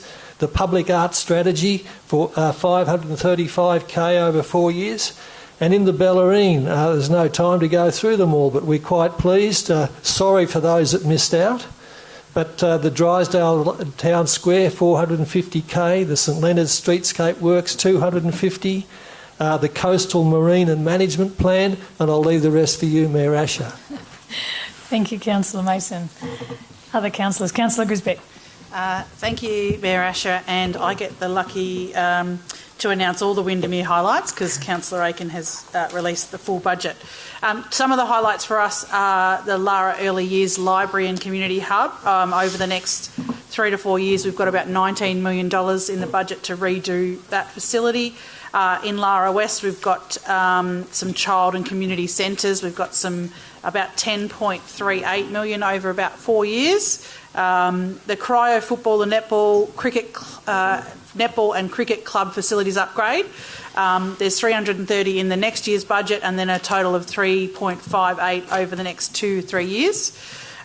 We've got the Lara Recreational Reserve Master Plan Stage 1 still there, and it's about 3.14 over the next few years. The Lara Golf Club Water Sustainability Program is for $225,000 over the next year, and I think 2.52 is planned in the budget for over the next 2 to 3 years. We're really excited that Anarchy Football and Netball Club upgrade in the social space. There's about $2 million over the next 2 years. We've got some shared paths, Bachulas Road and Lara Road widening. Lebuan Square Renewal project in Norlane, we're really proud, $125,000 in the next year's budget. Mooral Park, the master plan in North Shore. The Lara Basketball Club scoping study for $50,000 in the next years, and one that I'm really excited about, which is the Lara swimming pool, the early opening. So we saw during COVID that the community really wanted to have access to a pool that's not normally open in the winter, and that was a really successful trial, so we've put that in the budget as well. What I would say to the community is we want to hear from you. We want to hear the good and the bad, but I would really like to hear if we're missing something that you're passionate about, but also equally if you're really strongly supportive of something, we want to hear that too. Thank you, Mayor Asher. Yes, well said. Thank you, Councillor Grisbeck. Councillor Nelson. Thank you, Madam Mayor. I'll be as quick as I possibly can, although the list is huge throughout the municipality. But I just wanted to thank my fellow councillors first for the many nights, weekends, days that this budget has taken us. It's probably 5 months or so. And to thank you to the officers as well. We might not always agree on everything we do, but I think we've got a pretty good budget thus far. I just wanted to reel out some of the highlights for the Kadinia Award. The Grovedale Football Netball Club had a funding shortfall, so they're being helped out. Druin Park up in Wandana Heights, we're removing the house up there and adding to the playground space. Mount Brandon, as Phil Davies talked about before, is receiving a $1 million injection for the upgrade of stage 1 of that master plan down there. Province Estate, the playground is getting $300,000, so there'll be a community consultation going there to find out what exactly the people up in Barwin Hills want. Wandana Gully, again in Barwin Hills, that's $2.5 million for the water treatment down to the river in Mount Brandon. Queen's Park Golf Club Pavilion upgrade of $3 million. That pavilion's been down there longer than I've been alive, so probably time for an upgrade. Sports lighting across the municipality, but a couple in our patches, Winter Reserve and Burdu Reserve. Tim Hill Reserve in Wandana Heights is getting an upgrade so that juniors and seniors can play cricket and football up there, because with a growing football and cricket participation in women, we are running out of spaces. Warmponds Skate Park, $300,000. The Burples Road realignment has been something that I've received a lot of phone calls and emails about. That's getting done so that the kids at Geelong Lutheran School can get across to Mount Dunedin safely, because at the moment it's quite dangerous intersection. How am I going for time? Good. Highmont Drive is getting speed humps. Barrowell Road, Montpellier Drive are just some of the footpath upgrades of $1.2 million and a footpath renewal program of $3 million per year. I can see Sarah down there riding away. So $3 million per year for the next 4 years. North Valley Road's getting the shopping strip's getting an upgrade up there. Hopefully we'll get some traffic lights on Thornhill Road and Roslyn Road is quite a dangerous intersection, as previous Councillor Manane knows very well. Veterans Affairs are getting memorials across the municipality, which is great. We need to recognise our diggers, past, present and serving. Friends of Buckley Falls, who I've been advocating for a long time. I've got one more. And the Armstrong Creek Library over the next 4 years will get built at a price of $20 million. So it's been a lot of work, but thank you. Thank you, Councillor Nelson. Who would like to go next? Kadinia would. Okay, Councillor Maloney, go for it. Thank you, Mayor Asher. This is my first budget, so a lot of this is quite new to me, but pretty excited to announce it. And thank you so much to everyone for your kind attention and work on this big beast of a document. I was voted on council on a climate action platform, and I'm pleased to announce that there has been a very strong focus on environmental initiatives. In particular, I'm super excited and doing backflips over the sustainability framework and the amount of money that is being put into the integration of that on all levels. With the increased expenditure on asset renewal, as Councillor Aiken has kindly mentioned, if you had told me 6 months ago that I would be enthralled talking about drains, I would have laughed in your face, but now here I am at dinner parties really ruining friendships. So I really appreciate the amount of effort that everyone has helped me learn about all these fascinating things that really run our city, and I'm super proud of the Smart Cities initiative as well, which is really appealing to my nerd heart. I'm also super excited to see that we're investing in our economy, our local economy. Our COVID recovery strategy is amazing. I'm super pleased to see that every staff member, every councillor has been working. As we've mentioned, we've all been working, cooperating together to provide you with good governance. So thank you all for your efforts. Thanks, Mayor. Well said. Thank you, Councillor Maloney. Looking back over to Kadinia again. Okay, Councillor Kadinia, home crowd. Go, Councillor Howard. I'll bring up the tail of the Kadinia Ward Nice. discussion. Bring it home. And unlike Councillor Maloney, I have no idea why people vote for me sometimes, but there you go. Quite simply, what we've been discussing thus far is hearing what we're doing and I guess some of the financial support that will need. So I'm just going to make a quick comment in relation to how we may do some of that work, and that is in relation to some of the assets that the council holds. We have surplus assets, and we made a commitment to have a discussion about some of those assets, whether we will sell them and or lease them, because we do have to look at what we have on the books and what value that is giving us as a community. So that there are some further hard discussions to have in the near future, because that is very much a part of getting back into the surplus budget, budget surplus, sorry, that we've already mentioned earlier. So, and I guess the one overarching feature of any budget of council is infrastructure. It's probably the greatest demand. It never goes away. That infrastructure is just a constant request from council, and we see, as Councillor Aiken alluded to earlier, as one of the, if not the highest growing area in Australia. And with that comes the high demand for good infrastructure. And the community today do not want to see, I guess, a low-cost, low-budget infrastructure. They want to see the best that is available. So I guess as a council we are obliged to supply the best that we can possibly get. So with that comes the cost associated. So I just make those quick comments about it's great that we are spending an enormous amount of money.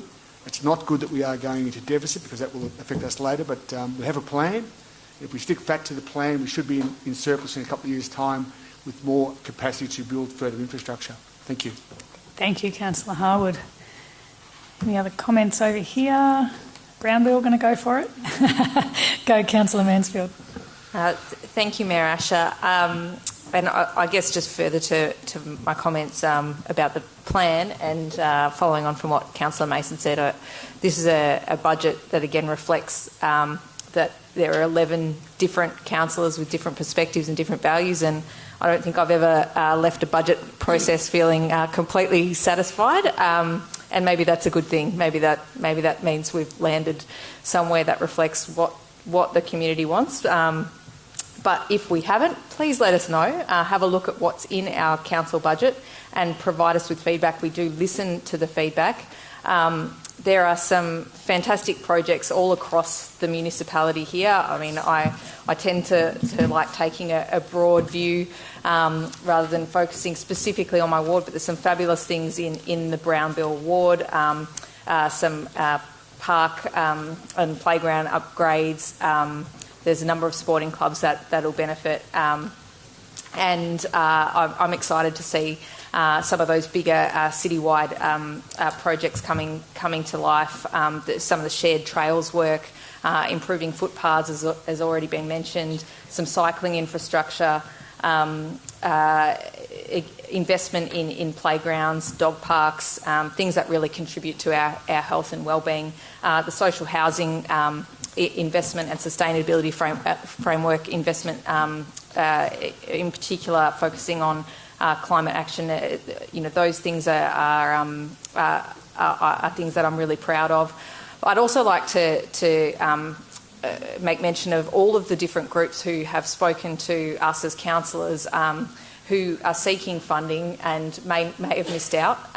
There is a huge need, as has already been highlighted, for either renewal work on existing infrastructure or for new infrastructure, and we simply can't meet it. The list of projects that missed out in this budget far exceeds the list that got in, and we do our best to try and balance the different priorities and needs, but we are very aware that there is huge need out there, not just for infrastructure but for services, and there are limits to what we can deliver. We have also heard from retailers about the significant impact in particular that COVID has had, and the difficulties they've had. We've tried to balance their needs and recognise the burden of commercial rates by addressing that, as Councillor Contell highlighted. But we also recognise that our residents as well many of them have really felt the impact of COVID, and it's important that we try and get that balance right between all our different ratepayers across the municipality. So we do hear the messages from everyone. We try our best to balance all of those, and we really welcome feedback on the budget we've delivered. And please let us know if you think we've got it right, wrong, or otherwise. Thank you, Councillor Mansfield. Councillor Murray. Thank you, Madam Mayor, and I think now we can perhaps take a breath somewhat. It's certainly been a long process. I don't mean tonight, but I mean in the process that we undergo this budget. We commenced as soon as we were elected last year. The budget processes start. We've got to this point, and there's the shiny document that we have with us tonight, and we're able to speak on some projects that perhaps have been in the pipeline or have been on the wish list for some time. And I guess I'm no different than any other councillor. First of all, I want to thank the officers that have been involved in this process for their contribution. Certainly very helpful. Michael and your team, thank you very much. And of course to the fellow councillors. There's some projects I wish to highlight, and one I'm particularly pleased about is the Childwell Library. $1 million over the next 2 years, and it's certainly been, I think, a little bit of the poor brother to what we've built in town, but it really has that good feel about it, and to saw some preliminary drawings this morning on it, and it looks exciting. So there will be, I know there'll be a coffee group that meet quite regularly, and they'll be very pleased that this has come to fruition. So very pleased about that one. And Councillor Contell has mentioned another one I'm really very pleased about, and that's Landyfield refurbishment. Certainly the track is of high quality there, but the rest of the infrastructure really hasn't had a great deal of money spent on it, I don't think, for the last 50 years. And, they hold Vic Championships there. There's across about 500 athletes there of a morning, and then of a Saturday afternoon as well. Public toilets are getting an upgrade, but it's great to see that we've recognised that really this has perhaps been neglected, and there's going to be some money and a good amount of money spent on that facility, which is exciting for the athletes. Just some others I wish to highlight. The Thompson Football Ground Pavilion, the completion of that's been waiting for more funding, so that's come through. There's some master plans which sometimes you're a bit nervous when you mention master plans within council, but there's going to be a few more. But one is the Kadinia Park Master Plan, and I've mentioned this a few times, that I wish we could fast forward this master plan and then do some work in alignment with the Stage 5 development, which will be commenced there at the end of this year's football season. It'd be great if all that work could be done together, but is that for me? And also Eastern Beach, Newtown Football Netball Club Master Plan. And thank you very much. Thanks for coming. Thank you, Councillor Murray. Very well timed as well. I think there's only me left, isn't there, at this point? Okay. I just would like to say I don't often get that enthusiastic about budgets, but this is a ripper budget. It's very exciting, not least because it's just an example of fantastic teamwork. And once again, I'll echo everybody else with the thank you to the officers. That's Martin and the team, and particularly Michael Degina, Karen Osnicki and Narello Shea, who have wrangled us very well. And I think also my colleagues have been very amenable to being wrangled. So we're all working really well together. So, you know, I have been asked how I ensure that the Bellarine gets its fair share, and I can tell you it's great teamwork. That's how it actually happens. We do that with an exhaustive but deeply collaborative process, and I think that's been fantastic this year in particular. I'm also rather excited about the really neat alignment with the community plan, because that just means it's really digestible for not just the community looking in, but for the team of officers to actually implement as well, because it actually makes sense. We really do listen to the community. The councillors certainly listen to the community, and so do the officers. And I do have to do a little bit of drum beating about the Bellarine, because there's some really big ticket items, and I don't mind if I repeat what my colleagues have shared already. But the Drysdale Library, this is for you, Anne, particularly, because Drysdale's got such a good Guernsey here. Drysdale Library, total of $8.66 million over 4 years. That's just going to be a sensational achievement when that's complete. The North Bellarine Aquatic Centre, a total of just over 15 million in total as well, 10 million funded by the federal government and just over 5 by the council.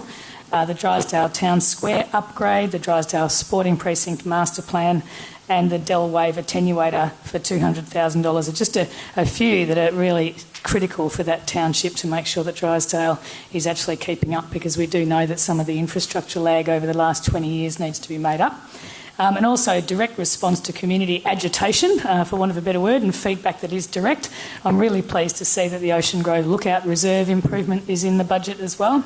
It's only $85,000, but that's a really nice spot to be in Ocean Grove, and it's been a little bit overlooked over the years, so it's really nice to see that in the budget. Obviously, the Sustainability Framework and Action Plan is very close to my heart, and that's more than $1 million to implement that, which is really exciting. The LED lighting installation, of course, is huge as well. Consultation on the dog orders, funding for that to make sure that we do get that right as well. Shared trails, I think we've all mentioned, more than $5 million over 4 years. That was absolutely the number one priority for all councillors, and I think the officers as well. So I think we all agree that sustainable transport is really critical. And personal favourite is the keeping the pools open, and we'll probably talk pools a little bit more in a few minutes, but keeping the pools open for longer, that was really obvious during COVID, that people embraced the idea of being outdoors and being active as much as possible. So, and the fact that our kids can learn to swim is really critical when we're such a water-based community. So I'm really excited about this budget. I think it's been fantastic work by everybody, and I fully endorse and thank the Chair of the Finance Committee, Councillor Aitken, as well, because he's driven us pretty hard on this. So thank you. Okay, to close, over to you, Councillor Aitken. Thank you very much, Mayor Asher. Look, the community that are here tonight and also at home watching online are probably going, why are these councillors talking about millions of dollars? The reality is that the City of Greater Geelong is one of the biggest businesses in the Geelong region. Our budget that we're announcing tonight has a total income of $542 million. That's why we're talking about millions. And our assets are projected to be $3.286 billion worth of assets.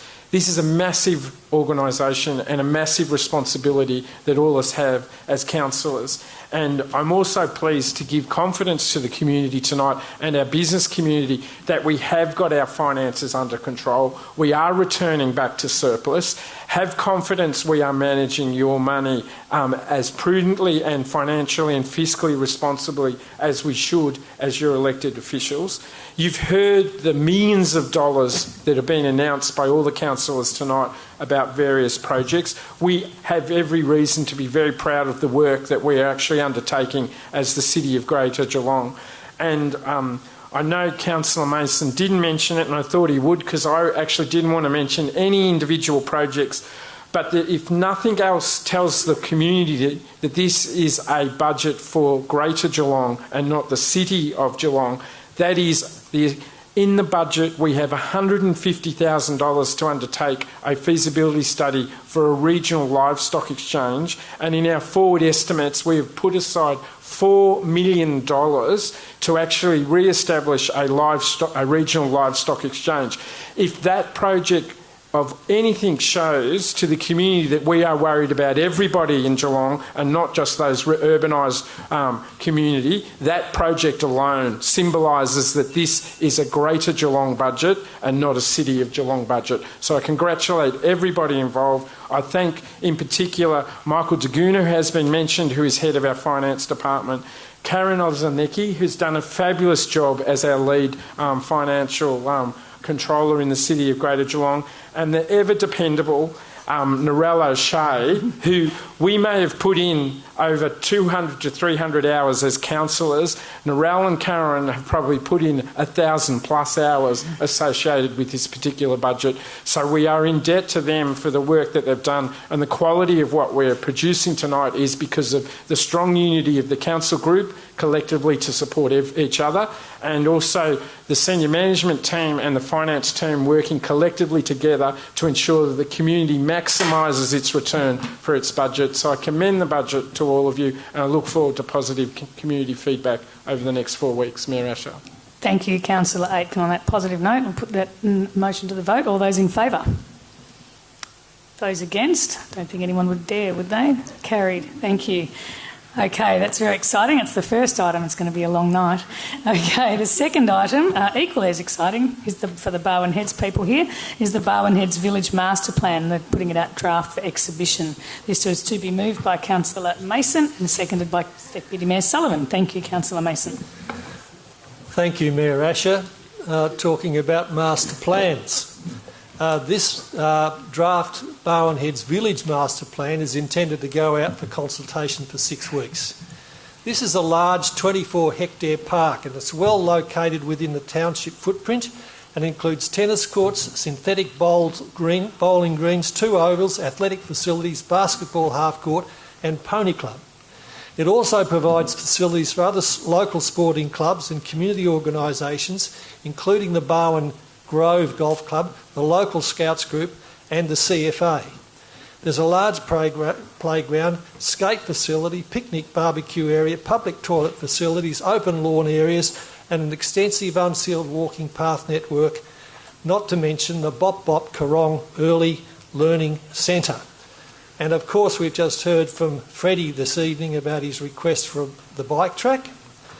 And there is also a significant population of threatened Moona woodland listed under the Fauna and Flora Guarantee Act 1988, a section of coastal dune vegetation, and on the eastern side known to contain areas of archaeological and cultural heritage sensitivity as defined under the Aboriginal Heritage Regulations 2018.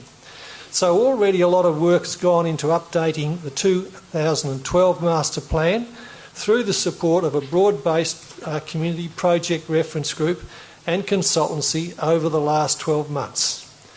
And so it's disappointing we have a master plan for 8 years, which we must now review. Too bad nothing's been done in the meantime. But the bright side is we have opportunities here now for an even better plan. And we need to focus on protecting the park character and minimising increases in building footprint. This is not easy, and the many stakeholders have been considered. There's a need for a new site for scouts and redevelopment of the tennis pavilion and shared cricket, soccer and football pavilion. So restoration or reuse of the previous building footprints will be an important component. And there's other opportunities to provide a new area for sustainable bike play, as Freddie said, and to provide greater protection of the Moon and Dune woodlands and the cultural heritage site. This 24-hectare village park is a major component of the Barwin Heads village life and culture, and there's much potential for its enhancement. Community spirit is strong. For example, the Barwin Heads Bowls Club has allocated $500,000 towards the pavilion project and have already completed concept designs. Significant further funding will be required to complete the detailed design and construction for this project, which is being sought through the council budget tonight and Sport and Recreation Victoria Grants program. So I look forward to hearing from other councillors and to the further community inputs on this very valuable asset of Barwin Heads. Excellent. Thank you, Councillor Mason. Deputy Mayor Sullivan. Thank you, Madam Mayor, and thank you, Councillor Mason, who's described this item very well. This report recommends Council approves the release for the draft of the Master Plan for Community Consultation starting this Friday, the 30th of April. The park's open space, sporting facilities, Moon and woodlands and Wadawurrung cultural heritage values make the reserve a very popular place for locals and visitors alike. The project reference group was made up of key stakeholders of the reserve and community representatives. I'd like to thank all of them, each and every single one, for their input into this project. The series of upgrades, a series of facilities, as Councillor Mason has alluded to. I'd like to thank everybody involved and really express my gratitude and the importance of this vision for this area, for this precinct of Barwin Heads. Please, everyone here and all those at home as well, have you say the document will be available on yoursay.geelongaustralia.com.au/ from Friday, as I said, for 6 weeks, and very much looking forward to getting the community input and taking it from there. Thank you, Madam Mayor. Excellent. Thank you, Deputy Mayor Sullivan. Any comments from councillors on this particular item? Nope. I think it's reasonably self-explanatory, and my colleagues have explained it incredibly well. So back to you, Councillor Mason. Thank you, Mayor Asher. I take your point well and have nothing further to add. Thank you. Who says it's nearly 8 o'clock? Okay. All those in favour? Thank you. Those against? Carried. Right. Item 3 is it's a ballerine show tonight. Why are we in Kadinia, really? Item 3 is the North Ballerine Pool Scope and Design, to be moved by Deputy Mayor Sullivan. Yes, Madam Mayor, but I also have an amendment to add to this. You have a seconder for the amendment. Councillor Mason, thank you very much. Go for it. Do we have a screen? Thank you very much, Madam Mayor. I have an amendment which has been circulated for all councillors. They should know what's going on here. So the original recommendation was the Council endorse the concept plans for development of the North Ballerine 50-metre outdoor pool, which is in accordance with the funding agreement provided by the Federal Government. And I'd like to add an 11.2, which states, identify potential avenues of funding to advocate for a future stage 2 of the development, which would complement the 50-metre outdoor pool and deliver an indoor aquatic facility that includes provision for a warm water pool, aquaplay, hydrotherapy and other associated facilities to service the needs of the North Ballerine community. Excellent. I'd suggest that's a fairly direct response to community feedback. Thank you. Councillor Mason, happy to second that. Great. Okay, Deputy Mayor Sullivan, would you like to talk to the whole item? Speaking time starts now. It does. Excellent. All right. Thank you all. Thank you to the community for the intensive feedback we've had on this project. The plans set out a proposed layout for a facility at the Drysdale Sporting Precinct, showing the location of the pool, change rooms and kiosk, seating, lawns, perimeter trees, car parking, wind mitigating measures and other supporting buildings.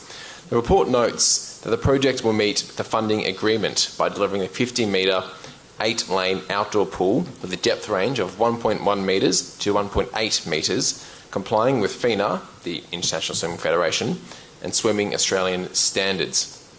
It also states in this report that the pool has been designed to maximise the range of uses for peoples of all abilities, and will be able to host lap swimming, water exercise activities for all ages, learn to swim activities, events, carnivals, particularly for schools and local swimming clubs. And most importantly, it will provide these services year-round, which is absolutely vital. We are in a time where the community is crying out for year-round access to outdoor pools.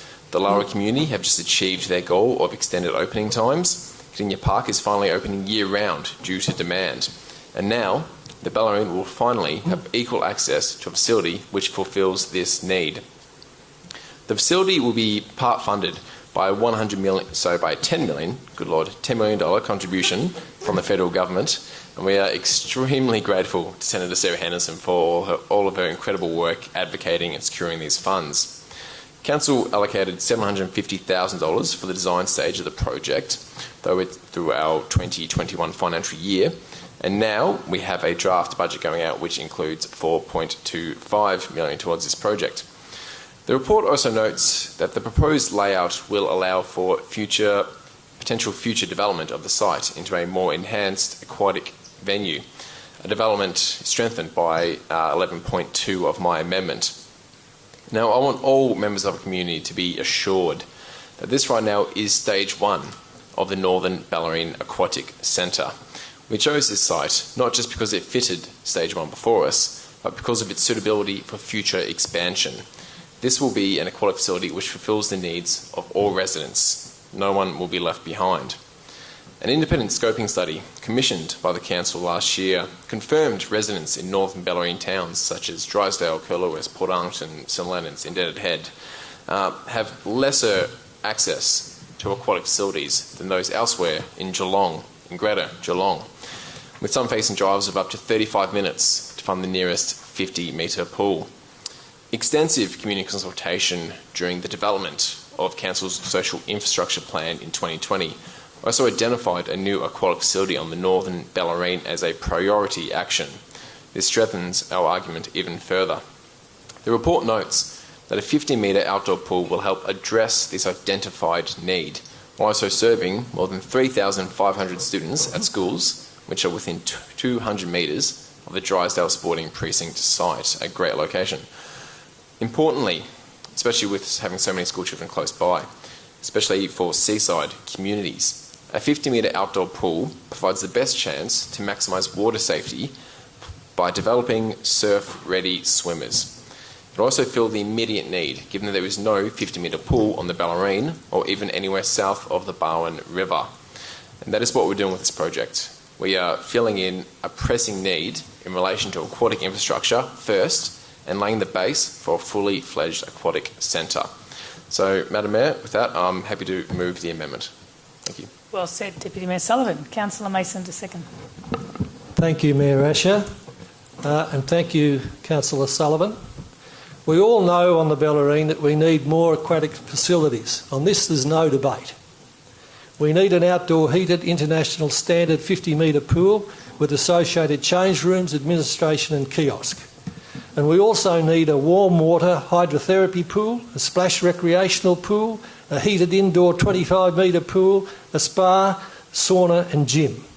And it would make good sense and very strong business case to do all of this at once. Further, economy of scale would provide efficient and enhanced centralised administration for the whole sports precinct. We need another $20 million to do all of this, and I call for it. I call on all levels of government to take on this challenge, an opportunity for an investment in community facilities for the future, integrating community health and well-being, demonstrating that we must cater for the health and well-being of all. Meanwhile, we need a reality check. We can't afford to waste the opportunity that we have. We must accept the $10 million funding and the conditions that go along with it. If we don't proceed, we might end up with nothing. Nothing but a continuation of the decline in swimming facilities on the North Bellarine, a decline which began with the loss of the Clifton Springs and the Port Arlington pools. This opportunity provides for our youth. It's a great first step. A centrally placed facility in Drysdale at the new Sports Reserve, right next to a school population, as Councillor Sullivan said, of about 3,500 students within 200 metres. Even with this funding, we need an extra $5 million to get to the basics, to get a pool flexibly designed so that we can expand the facilities later. And Bellarine population is rapidly increasing and the existing facilities, already strained, won't cope. We've been on this journey from the beginning. We've listened carefully to the advocacy group recommendations and taken on board many of their recommendations. There's been some misinformation too. Outbuildings will have a short design life and they will have a low cost. They will not cost $15 million, $5 million that some people talk of. So we have to work with what we've got. We must accept that we have limited means at this stage, and the most practical thing is to move forward with a 50-metre pool and advocate strongly to all levels of government. If we get immediate and substantial support later this year or early next year, it will not be too late to add more to our stage one. Thank you, Mayor. Thank you, Councillor Mason. Councillor Contell. Thanks, Madam Mayor. Thanks, Madam Mayor. Really positive announcements tonight in terms of pools. We just earlier on in the budget announced that we've got funding to keep Kadinia pool open throughout the entire year, being a 50-metre pool. That'll now rival the pools of Melbourne. And now we've got this wonderful announcement of another step forward to delivering a FINA standard 8-lane 50-metre pool on the Bellarine, and I don't think I could have ever imagined that would occur. With respect to previous Bellarine councillors, it's actually this Bellarine councillor group, these three Bellarine councillors, and in particular Mayor Asher, that have pushed this project and have now been able to get us to this point in actually a very short period of time. It was hardly spoken about on previous councils, and I do say that with respect to other councillors, but it's you three that have got it this far and you should be commended for that. I know that a previous Bellarine councillor did push for it, probably didn't have all the support, and he's here tonight and he's a fellow swimmer. I know he's going to love this pool. Tom O'Connor, this is going to be a wonderful pool and I'll come down there and swim with you. Thank you, Councillor Contell. Any other comments on this one? Councillor Harwood. All right. Thank you, Mayor Asher. I support the concept of the plans for development being prepared, etc. But I want to make a couple of quick comments. I do harbour some concerns in relation to not having the full funding to do the particular project. I think that is a threat to what we want to provide for the community.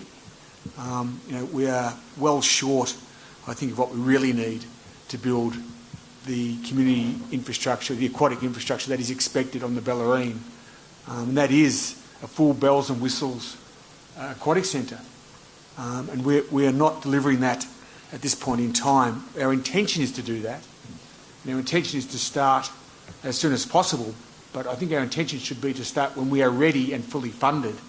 I think that is when we put the first shovel in the ground and get on with it. So I just make that quick comment. And for mine, our number one priority for aquatics is the Northern Community Aquatic Hub, where we're still waiting for federal and state money to commit to that particular project, which is our number one priority of this council. So I support the concept, and I support an aquatic centre in the Northern Bellarine, and the particular funding from the federal government is most welcome, but it is not enough. It is a great start, but it is simply not enough. And we'll find out the hard way as we build without enough money if we choose that path. And I actually hope I'm wrong, but I just fear that if we do start without the full funding, we will have problems as we go along. But I wholeheartedly support the concept. Thank you. Thank you, Councillor Howard. Councillor Aitken. Look, I too want to support this proposal and also the attempt to try to advocate for additional funding for the project as well too. What's encouraging is that it's showing the community we're actually an aquatic community, that we actually do want pools. We want other things associated with water, like warm water and hydrotherapy pool, so that we can actually take advantage of the health and wellbeing aspects associated with these type of facilities. Why I'm prepared to support it is because it actually sets a blueprint for Kylie and I in the northern suburbs, because we should be able to have these same type of additional facilities on the Lara swimming pool at a future date. So if North Ballerine is successful with this and successful with advocating, I think it sets a blueprint for Kylie and I to start the process of improving the Lara aquatic facility. So it isn't just an outdoor pool, it actually has all of these great activities and side benefits that have been mentioned tonight as well too. And I thank Councillor Harwood for reminding everybody as well too that another aquatic and health and wellbeing facility is our number one project, which is the Northern Aquatic and Community Hub. We are working extremely hard to try to get funding support for that particular project. Interestingly, the North Ballerine pool has actually got more money than what we have at the moment for the Nash, but I am confident that our lobbying processes and commitments that are being made by both our state and federal colleagues will mean that we will get more money for the Nash than what has actually been presented for the Northern Ballerine pool. But I strongly support this council's commitment towards aquatics, this council's commitment and understanding about what water-based health and wellbeing activities actually do to improve the benefits for those that are ageing, and certainly the benefits for those members of our community that have disabilities. And these types of facilities need to be across the whole of the Geelong region, and they certainly is enough evidence to show that North Ballerine has missed out for too long, and this project will actually deliver to that community who so desperately needs these services as well too. Thank you, Councillor Aitken. Councillor Grisbeck. Thank you. Just quickly, Madam Mayor, I think there's a real opportunity that, as Councillor Mason has said, if we don't take it up, we may lose it. So I think this is a great stage one project. I think having a 50-metre outdoor pool is an asset to the community, especially on the Northern Ballerine in terms of learning to swim. You don't learn to swim in the beach. Just because you've got a beach doesn't mean you learn to swim in the beach. So I think that this facility will be fairly well used, and as a user of the outdoor pool in our area in the Windermere ward in Lara, it is a great asset for the community, and COVID has shown and given more gravitas to the point that outdoor pools were seen as the recreation of choice during COVID. It wasn't a covered facility, so it was an outdoor facility. I think that the reason why we have put this in the Northern Ballerine at that site in the Sport and Leisure Precinct is for that very reason, for expansion. So, I get the talk around, don't start it until you've got the whole money. My view is we've got some money, let's start it, let's build it, and the old adage is build it and they will come. So hopefully with federal and state elections, hopefully in the next few years, I don't see any problem with you gaining those funds at some point for the Northern Ballerine councillors. So feel free to send some to the south, to the northern parts of Geelong, but we're hopeful that that will come as well. Thank you, Mayor Asher. Thank you, Councillor Grisbeck. Other comments? Councillor Murray. My comments are probably similar to what other councillors have commented tonight. After receiving, as we all have, a number of emails over the last 2-3 weeks, 5 to 6 weeks perhaps, from concerned residents and the groups from the Drysdale area, or the North Ballerine area, you start to question, I think, are we being hasty and actually supporting this at this particular stage when it's not fully funded to the degree that the residents are asking for. So we have to make a decision, and I support the pool, whether we hold off and wait for the state and federal elections and see who may be standing in those electorates and who may be able to work their magic and perhaps make some promises in relation to further funding for for the pool. So I question a little bit why we are rushing on it, but I understand the money's there and it perhaps should be used at this stage. But we really have our fingers crossed for the, as I say, the state and federal elections, and hopefully the further funding will come for this pool.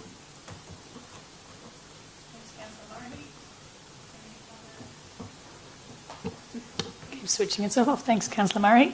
Councillor Mansfield, and then Councillor Nelson. Okay, Councillor Mansfield. Thank you, Mayor Asher.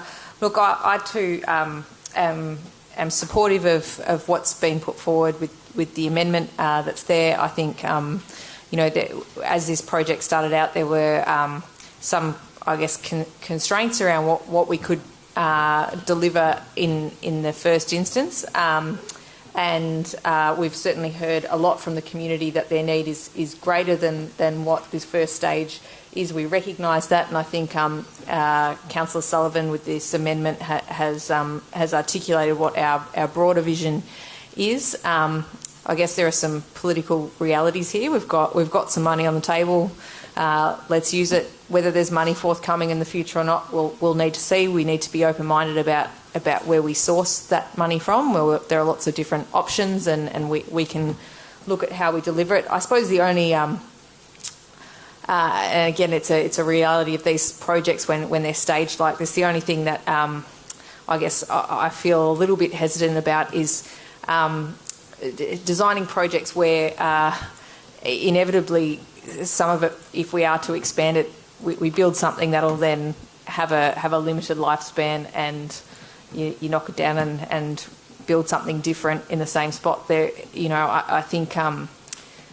Every facility has a lifespan, but it I think this has been thought through, but there is an element of waste involved in that. I think perhaps you wonder if we could do things a little bit more sustainably when we design facilities. We think about how do we design it so that it's going to last a long time. Because there is an impact with everything that we build and design. But look, I am supportive of this. I recognise the great need for these facilities in our North Bellarine region. I've got plenty of people I know through my professional work who will benefit greatly from this sort of facility, and definitely from an expanded facility if we can get those rehab pools built. So supportive of this, but yeah, if we can think of clever and sustainable ways of designing it so we can minimise waste, that would be fantastic. Thanks, Councillor Mansfield. Councillor Nelson. Thank you, Madam Mayor. I wasn't going to speak. I was just motioning to Councillor Mansfield. Sorry, that's a hand up. But I think the political reality is there's a federal election in the next 12 months. There'll be a state election in the next 18 months. Any candidate worth their salt will certainly be putting their hand in their pocket for their respective political parties to fund this project because it's a great project and it's a needed project. So I think timing is not perfect, but I think in the federal seats of Corangamite and the state seat of the Bellarine, and to quote a former councillor, I think money will fall from the sky, and I think this project will get up. Thank you, Councillor Nelson. We hope that's true. Any other councillors wanting to say anything? I'll just say a couple of words. As has been noted, stage 1's ready to roll, so it is a great first step, as Councillor Mason and others have noted. On the co-location, I mean, that to me is an immediate kickstart for our community safety, with the school swimming lessons, the events and carnivals providing ready customers as well. The greatest barrier to learn to swim attendance is bus fees. I actually learned that in a round table hosted by Libby Coker down at Anglesey Surf Life Saving Club, with a whole bunch of representatives from Surf Life Saving, Learn to Swim, and a whole lot of other aquatic places. And that was where we did learn that there is a really big shortage in Learn to Swim facilities, and being really close to the schools is a deliberate investment in our future community and developing people who can cope in our coastal waters. There are so many benefits. I think everybody's talked about a lot of the community benefits, but we don't often count the health and fitness related sort of advantages to having a facility like this, as well as the social connections. So many people have fond memories of hanging out at their, local outdoor pool, and it is obviously about a lot more than just swimming laps or even doing learn to swim. It's very much social connectedness, and there's positive health outcomes around that as well. But going back to safety, it is the most important issue, and we've had too many drownings on the coast in the past 12 months to ignore that. So I do think build it and they will come. And we've all agreed at Council that healthy, caring and inclusive is our number one priority, and this is safety and wellbeing's tied in with that as well. So this facility, obviously, I endorse it fully, having heard for 20 years how desperately we need this product. It's I think I calculated a 38-kilometre drive from St Leonard's and Indented Head to Kadinia, and 24 kilometres from Ocean Grove and Barwin Heads, and 32 from Drysdale. It's a long drive to a 50-metre pool. So this will be a fantastic first step, so I fully endorse it. Thank you. Back to you, Deputy Mayor Sullivan. Thank you, Madam Mayor, and thank you to all my fellow councillors for all their comments, all very encouraging. What we have here now is fantastic, and I can't wait to move forward with it. We have the funding for the project that we have ahead of us. If we waited for the funding for an entire all the bells and whistles project, it is showing that we struggle to attract the $40–50 million all in one. So by breaking this down, we're showing that we can get results for what we have. We've had many letters of support from the community for the facilities that would be included in the Stage 2 development. We have heard the same from our local member. Now it's time to go for it. We have the evidence. We have the community wants. It's time for other levels of government to come to the table. It's time for the state to come to the table, to put in support for Stage 2. As soon as we get this done, it's all the better for the community, and it benefits every single resident in our area. So I'm encouraged by all the passion, by all the letter writing, by everybody involved, and I can't wait to see this come to fruition. Thank you. Thank you, Councillor Sullivan. All those in favour of this motion? Those against? Carried. Thank you. Item 4. Yes, well done. We got there in the end. Item 4, Rippleside Inclusive Play Space Final Concept. Councillor Aitken to move and Councillor Mansfield to second. Councillor Aitken. Thank you very much, Mayor Asher. Look, it's my pleasure to bring this back to Council again tonight. We're actually endorsing the proposed concept plans associated with the new inclusive play space that's been proposed at Rippleside Park. To remind the councillors and the members of the community, this is a project where we've partnered with Variety Children's Charity to actually build an inclusive play space to replace the existing playground that was a unique project over 20 years ago, which was built by volunteers in the Geelong community. The report tonight talks about the design. I should acknowledge Council's Access and Inclusion Community Committee that has assisted the Council and Variety in the design aspects associated with this particular project. This is a flagship playground for the region, and it will attract regional people, interstate people and local people to this particular facility. What it does attempt to do is it tries to create challenging experience for all age groups. It incorporates multi-sensory areas, natural play elements. It has a treetop walk to take advantage of the locality that exists at Rippleside, and importantly, it actually takes a full commitment to be accessible and inclusive to all members of our community. So irrespective of your capacity to be able to participate in this play space, there will be elements that you can participate in. So if you have accessibility issues and you're in a wheelchair, you will be able to use this play space. If you are autistic and you need sensory and other activities that actually respond to your autistic needs, it will be included in this play space. If you have intellectual disability and a need to be able to participate in a play space, this flagship project will give you an opportunity to be able to do that in Geelong.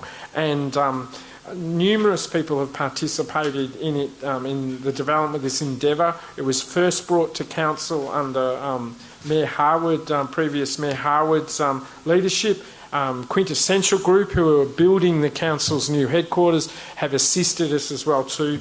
But we're now at the stage where we need to endorse a plan.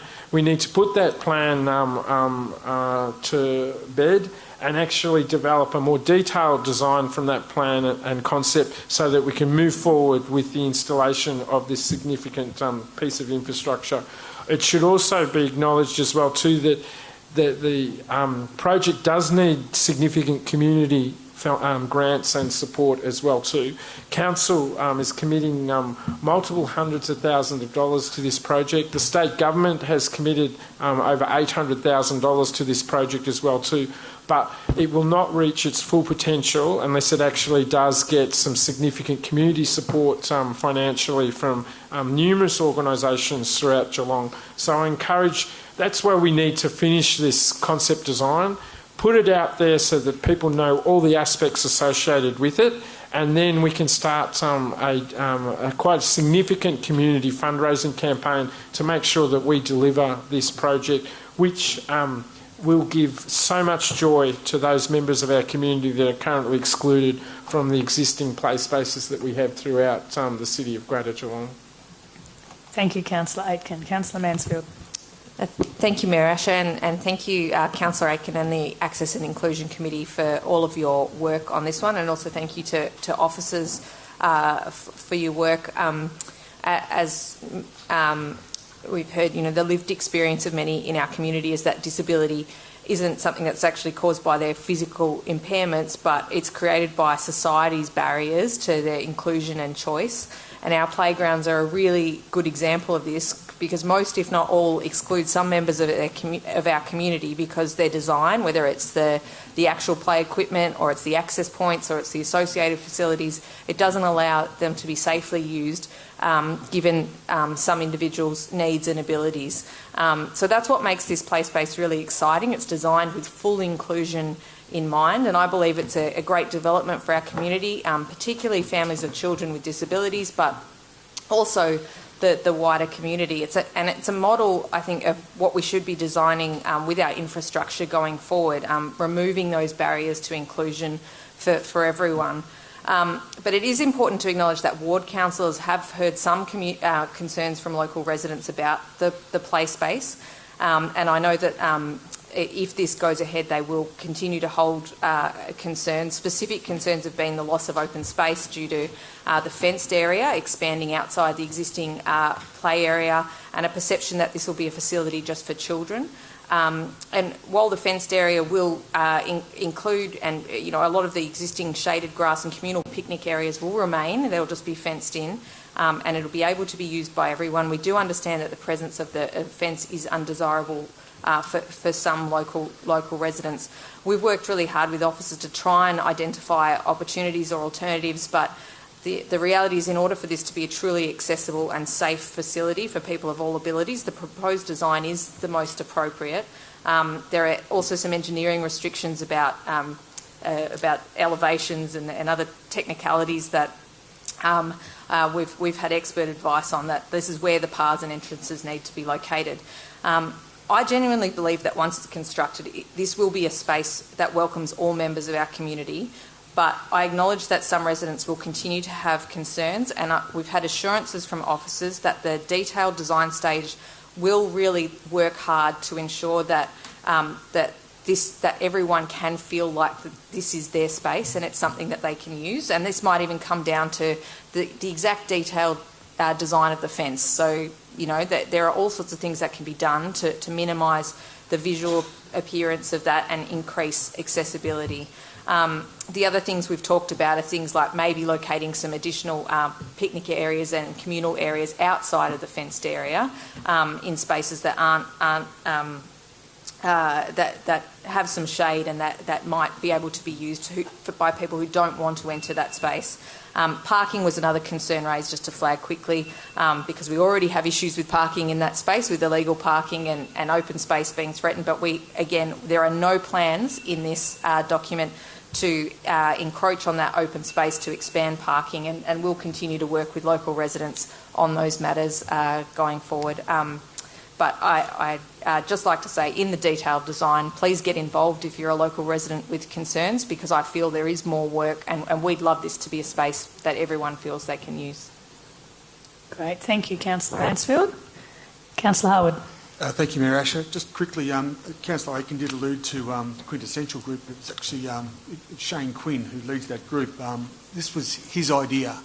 He came to Council a few years ago with this idea of a playground space for people with disabilities, but quite simply, it's not for people with disabilities. It's actually an all-abilities playground. There was never any intent to build a playground that would look differently or have anything different than a normal playground would have. We just have probably some smarter engineering, some smarter capacity for those who do have a disability. So it was a brilliant concept that he brought to the table. The timing was perfect. The much-loved playground there has probably used its end of service, and so the space there is perfect for this particular facility to be constructed. So, and we do need support from the community, and there's already considerable support being, I guess, promised at this point in time, and I'm sure that will grow as we go out and again lean on the community to help with this particular community project. So, but the key being, it just needs to be a normal playground used by all the community without anyone feeling any different in it than you would expect to do at anywhere else. Thank you. Thank you, Councillor Harwood. Councillor Contell. Thanks, Madam Mayor. Yeah, I'm equally supportive of the inclusive play space. There's been a lot said about it tonight already. It's good to see that area of Geelong, being sort of in the north of Geelong, now from Rippleside through to St Helens, and you would have seen there was some $250,000 in the budget to carry out upgrades to the St Helens area as well. And equally, there's some $1.8 million in the draft budget for this project here over the next 3 years. It's a wonderful initiative. It's a wonderful space for it. But as Councillor Mansfield has indicated, there is some challenges in addressing all of the concerns and questions that local residents in that area have, and certainly the Brownville Ward councillors and others, I'm sure, but particularly the Brownville Ward councillors, will continue to work with officers and the community to endeavour to work through those challenges, so that when the final plan comes to council to endorse, that we've explored every avenue to try and get a amicable outcome for all stakeholders.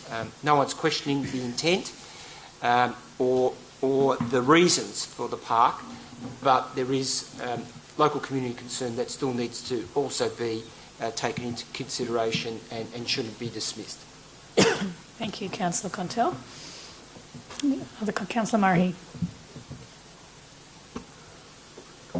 Thank you, Madam Mayor. And tonight's all about endorsing the concept plan. And I've got to say, from the outset, I've been excited by this project. And I think when my time in council is finished, and I'll look back, and I think this project, the finished product, will be something that I'll be proud of, that I've had some involvement and very supportive of right from the first moment. And I thank Councillor Harwood for his involvement right from the start of this, get the project off the ground and given it some legs. It's about an all-abilities playground for everybody.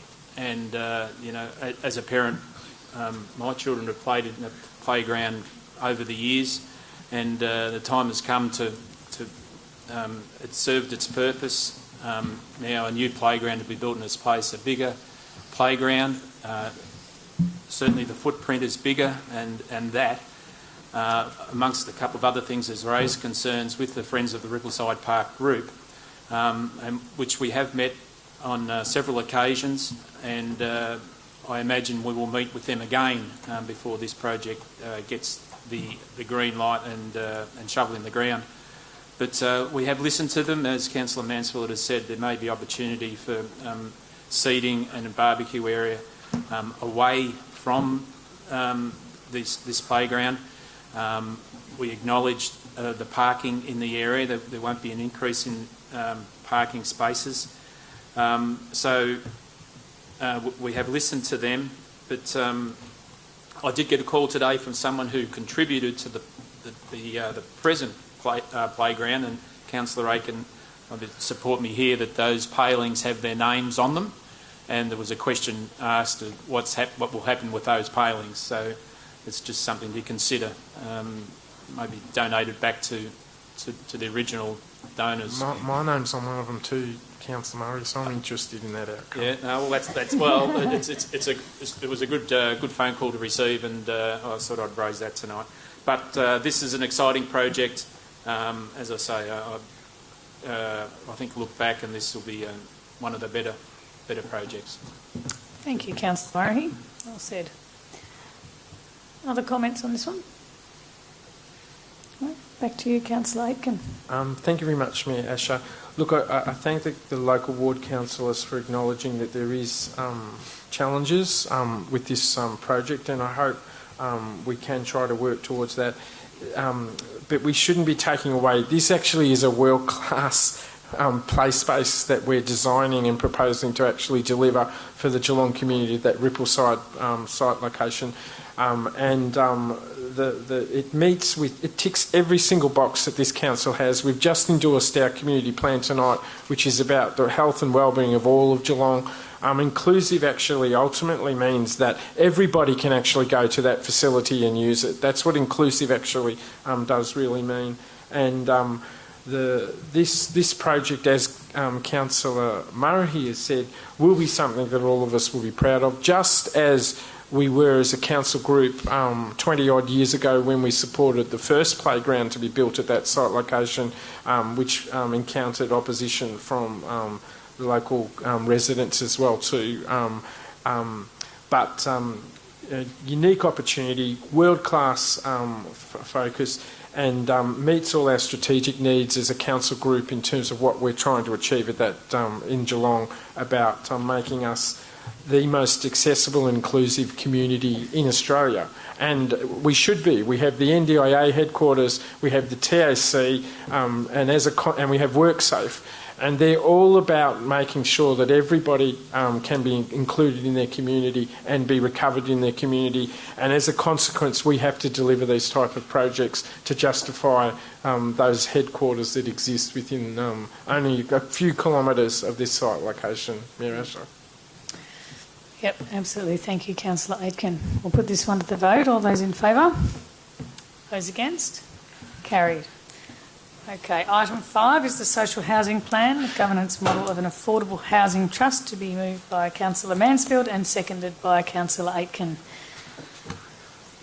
Thank you, Councillor Mansfield. Thank you, Mayor Asher. I know it's been a night of big projects, but for me this is really one of the most important items on the agenda this evening, and something I'm really excited about seeing progress if this is adopted. Access to safe, secure and affordable housing is one of the most important, if not the most important, determinant of people's health and well-being and social equity. Without stable housing, dealing with other challenges in life becomes exponentially harder, and the financial costs and social costs to the broader community grow. The reality is we have a dire and rapidly growing need for more affordable and social housing in our community. I actually feel it's shameful that in a country as rich as ours, so many are facing housing stress, and we're only going to see that worsen. There are some really intense pressures being created in the housing markets as a result of COVID, and unless some drastic measures are taken, we will see far more people going without that basic need of housing or suffering extreme financial stress as a result of trying to keep their housing. At the moment, we have over 700 people experiencing homelessness in our region, and this is likely a significant underestimate. We know that at least 1 in 10 households in our municipality are living in housing stress. Low-income households, that's low-income households that pay more than 30% of their income on rent or mortgages. We know that 25% of people who are renting are experiencing housing stress. That's 1 in 4 people. A quarter of our population are experiencing housing stress. Renters are experiencing housing stress. We know that the demand for rental properties has increased, and so have the costs. It's incredibly hard to get an affordable single or two-person dwelling, and we know that older single women are the fastest growing demographic facing homelessness in our region. It's up to all levels of government to focus their attention on what we can do to address this, and urgently. That's why I'm really proud to be part of a council that's actively seeking to play a role in addressing the housing crisis, and tonight we are looking at one important step to getting some more social housing stock in Geelong.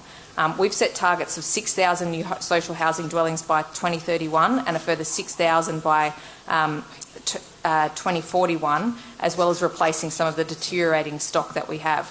But we need land, money and experienced developers of social housing to deliver this. So when we endorsed our social housing plan last year, and I acknowledge the support of Councillor Pat Manane, who is very passionate about this as well, we asked officers to come back to us within 18 months with a recommendation regarding the establishment of a trust.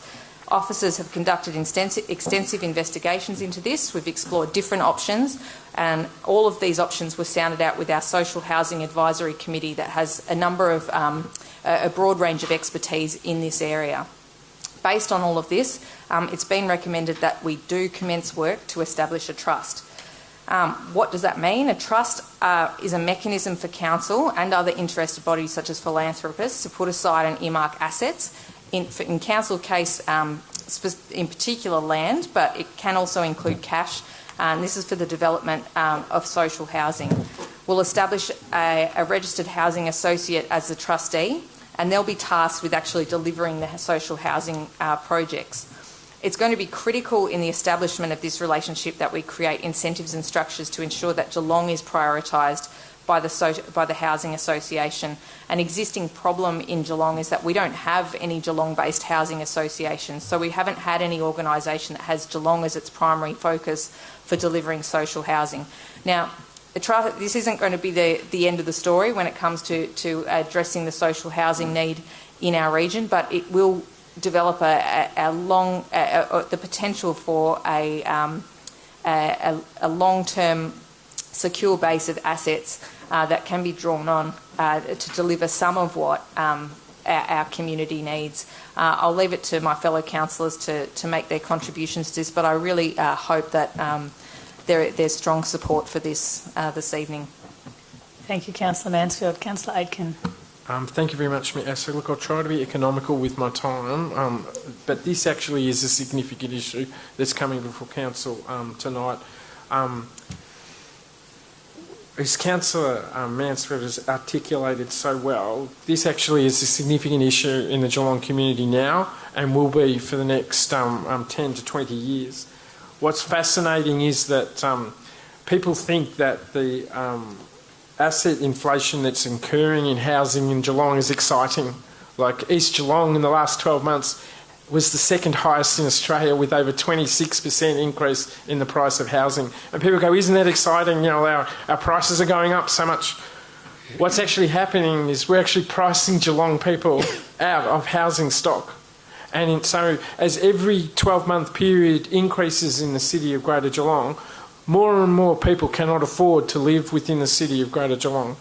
And this intervention by the council is significantly unique. This is actually direct intervention by a local government organisation to actually try to address the significant housing affordability crisis that we know exists in Geelong. Our statistics showed us that we need 12,000 new social affordable housing over the next 20 years in the city of Greater Geelong. And it's not going to occur unless we do something about it. It is unique for local government in Australia to actually get involved in the direct provision of social and affordable housing. In fact, in the UK, that's actually the major business of local government. They actually own all the houses. But in Australia, this is completely unique for direct intervention. And there's only about 2 or 3 other local government authorities in the state of Victoria that actually are undertaking this direct intervention. And we've come up with a unique model in Geelong to be able to do that. And what's being presented before us tonight is to establish a charitable Geelong Affordable Housing Trust and actually work closely with a registered housing organisation.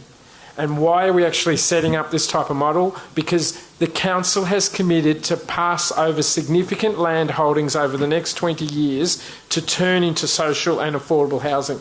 This direct intervention is the only way we're going to make Geelong an affordable city for people to live in the future. And it's the only way we are not going to leave people behind and create ghettos and create significant pockets of disadvantage. We want everybody who wants to be able to live in Geelong to be able to live in Geelong. And we want all of them to have the health and wellbeing and living sustainable aspects that we enjoy about this community to every part of our community. And this is a significant step that we're going to do this tonight by establishing this charitable trust. So I encourage all councillors to support it. It is completely different. You've never done this before, Geelong, but time is now for us to do this, and we are prepared to actually have this type of direct intervention. Great. Thank you, Councillor Aitken. Other councillors to comment? Councillor Howard?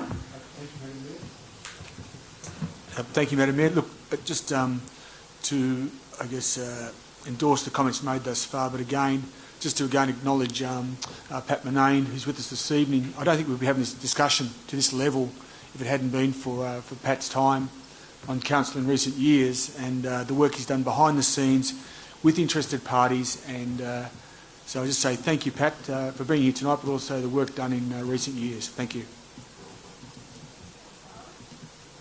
Thanks, Councillor Harwood. Any other councillors to comment on this one? Councillor Mason. Thank you, Mayor Asher, and I too acknowledge Councillor Manane here tonight. I won't repeat everything that's said, just endorse it. And up until now, really, I'll just say that we've only just scratched the surface. And as was already been said, we've got something like 7,200 families needing housing assistance in Geelong at the moment, and we've only addressed about half. And we do need to realise that by 2041 we're going to need another 13,500 dwellings directed towards social housing. So the establishment of this trust is extremely important. I'd just like to note as well that we've got $180 million of government investment over 4 years, and there will be a compact made with the city on social and affordable housing. And this trust is really important to be nurtured, and it will be accountable to council, and if necessary it could be replaced. But we do need to be aware that we're going to have to make significant contributions in land, and perhaps what we can manage in cash, but certainly we need to devote our resources to this, and I endorse the motion. Thank you, Councillor Mason. Councillor Grisbeck. Thank you, Madam Mayor. A couple of quick points. This is a governance model that will allow more philanthropic assistance into this trust as well. So this is setting the base for I feel for the whole of the Geelong community to come together. We're just providing the governance model for that to happen.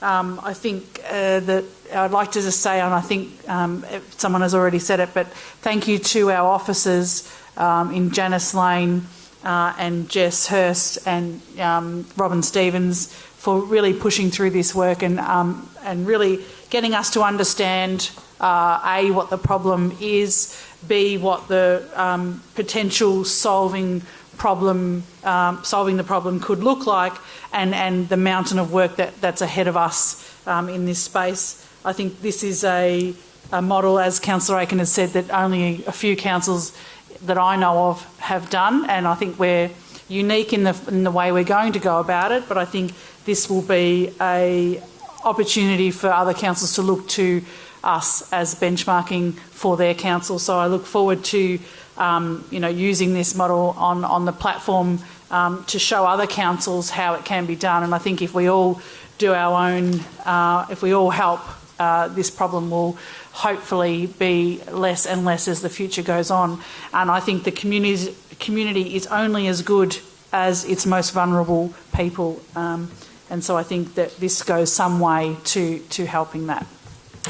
Thanks, Councillor Grisbeck. Councillor Murray. Thank you, Madam Mayor. It's a little bit...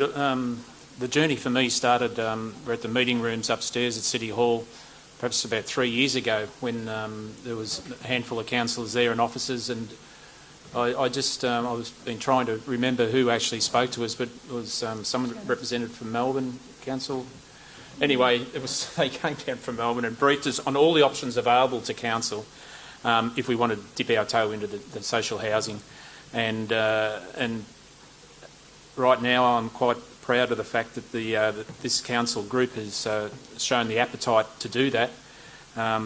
Councillor Mansfield has articulated well that the stats, which is staggering and quite sad, so we have a responsibility to do something about that.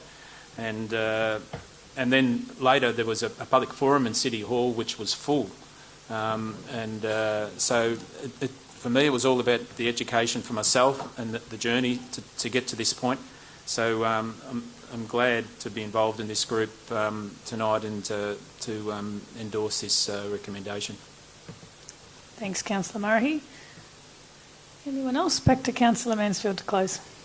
Thank you, Mayor Asher, and thank you to my fellow councillors for your comments on this.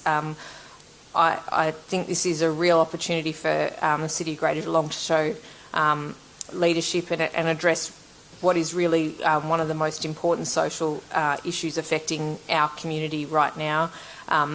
We've talked about the great need that there is. This will make a difference, but it won't be the entire answer. We are still going to have a significant shortage of affordable and social housing. Social housing is one part of the answer, but just affordable housing generally is another huge need in our community.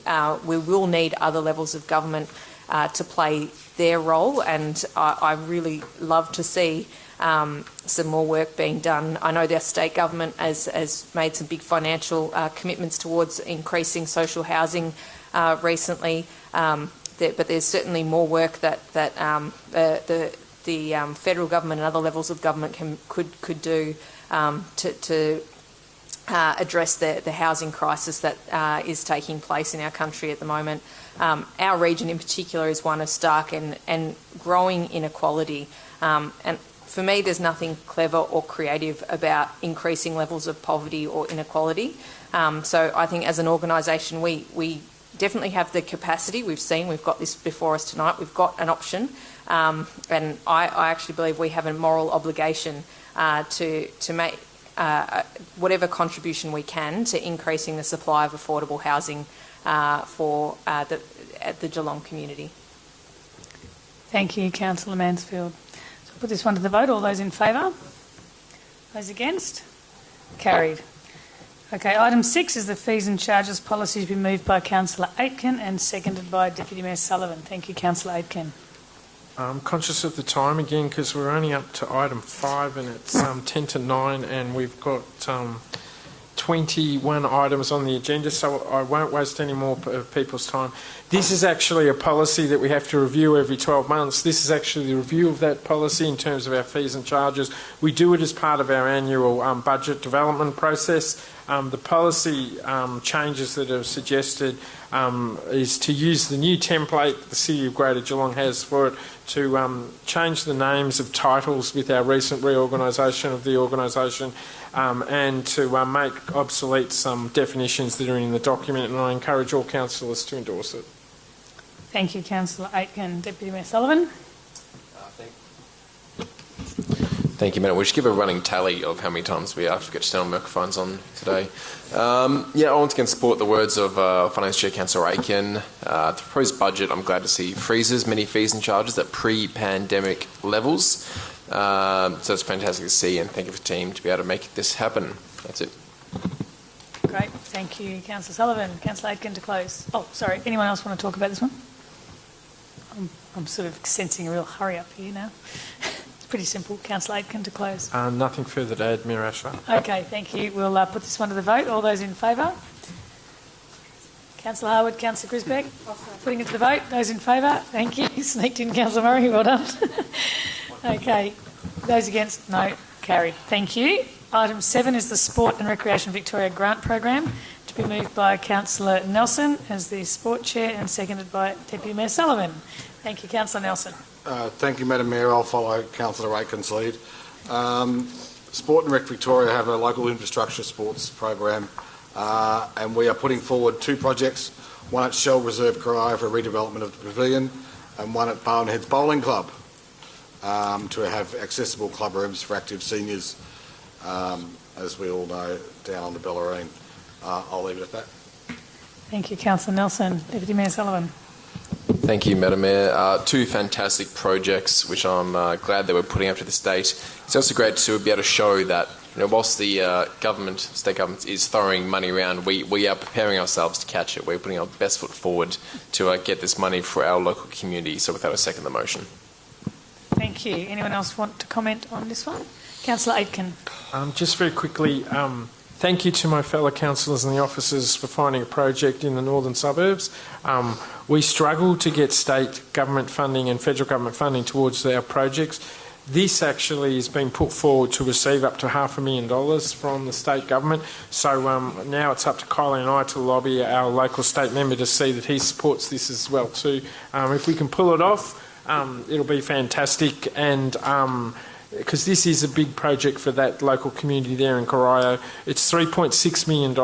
It's complete new change rooms. It's establishing female-friendly change rooms to try to give the club the capacity to actually have females participating in Aussie rules. They can't do it with the existing facilities they have. If we can get this funding, it means we're going to have money for other projects that we can spend throughout the city of Greater Geelong as well too, and not self-fund, which we seem to do a lot in the northern suburbs. Thank you, Councillor Aitken. Councillor Howard. Thank you, Mayor Asher. I just want to put also a shout out, as per Councillor Aitken, to our local MPs. The Shell Reserve facilities are desperately needing a huge upgrade, and I think it could actually help that club survive out there. It will give them real purpose with great facilities to actually reignite their club and really get them back to a really strong position, which they have been known to be in the past. But at the moment, they are struggling. So I think this is a great initiative, great that council's involved, and this is one that the state government should get right behind and continue to support. Great, thanks, Councillor Howard. Any other comments? Back to Councillor Nelson to close. Just wanted to echo Councillor Aitken's comments. The silence for funding in the north is deafening. Please change that. Thanks. Okay, so all those in favour of this one? Those against? Carried.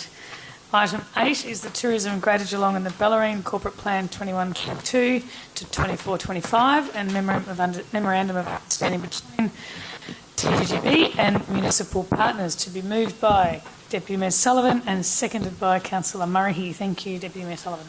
Thank you, Madam Mayor. We have 2 things here before us in here. We have to note the updated tourism industry-led 4-year 21-22 to 24-25 corporate plan of Tourism Greater Geelong and the Bellarine with its renewed priorities as set by the board, and also to seek endorsement to enter a 4-year Memorandum of Understanding to continue the partnership with TGGB Incorporated and neighbouring councils being the Borough of Queenscliff and Golden Plains Shire.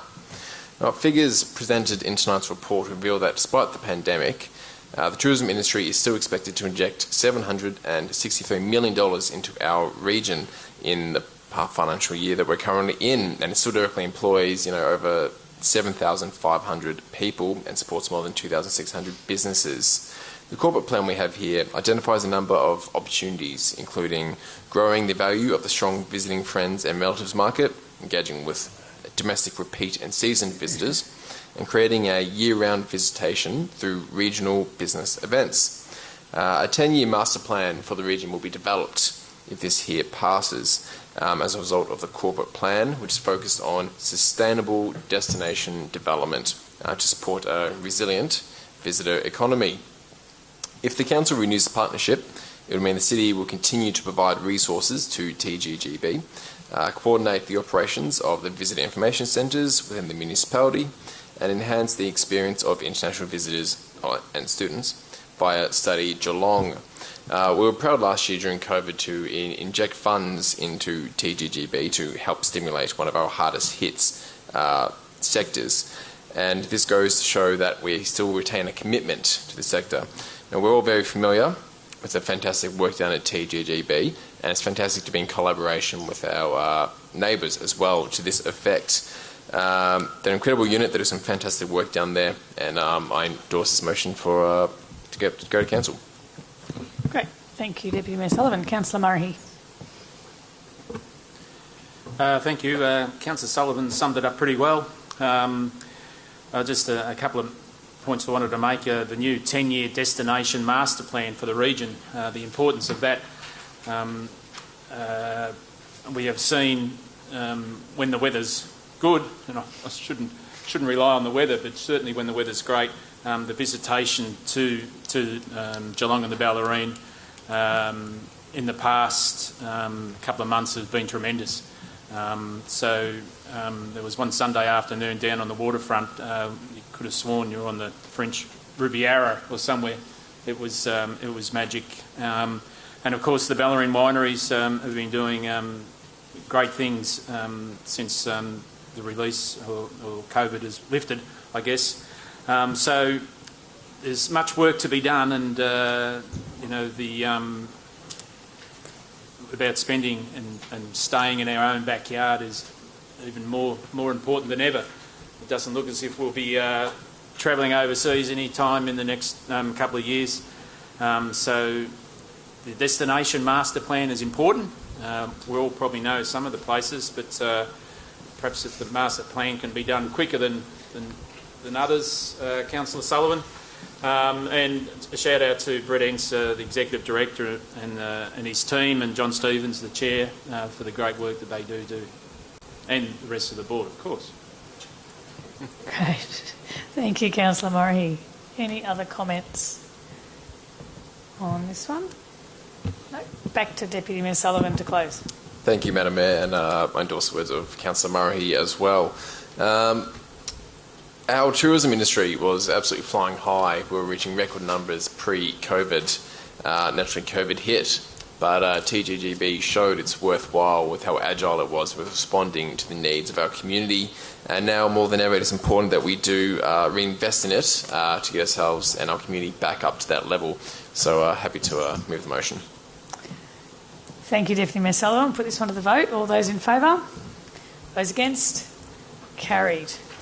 Item 9 is the consideration of submissions and adoption of Amendment C409GGEE, Planning Scheme Anomalies, to be moved by Councillor Grisbeck as Planning Chair and seconded by Deputy Planning Chair Councillor Howard. Councillor Grisbeck. Thank you, Madam Mayor. Well, we've been asked to consider adopting this amendment, which is the C409GGEE, to the Greater Geelong Planning Scheme, and submit it to the Minister for planning approval. This is really to address some minor anomalies that need to be rectified and to ensure the planning scheme is relevant and up to date and of high quality. There are 23 minor amendments. I won't go through each single amendment, but they are from across the municipality, and the agenda provides an explanation on each one, and I'm sure those interested can have a look at that agenda. Nothing further, Madam Mayor. Thank you, Councillor Grisbeck. Councillor. Thank you, Madam Mayor. As we see over time, the community expectations change, and so our planning scheme our policies need to reflect that, what the community expect us to be on top of. So that's it. Thank you.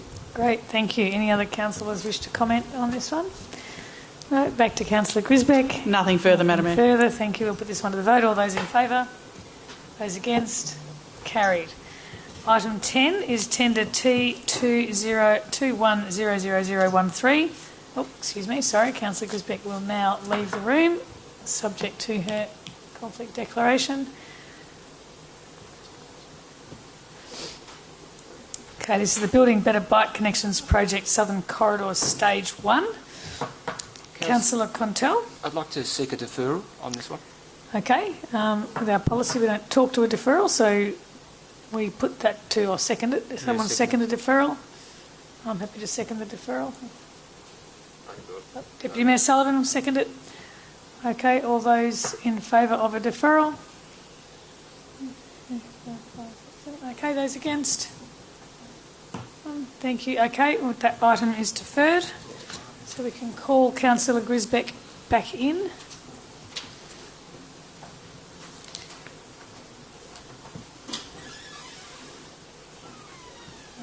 Of silence, that was quick.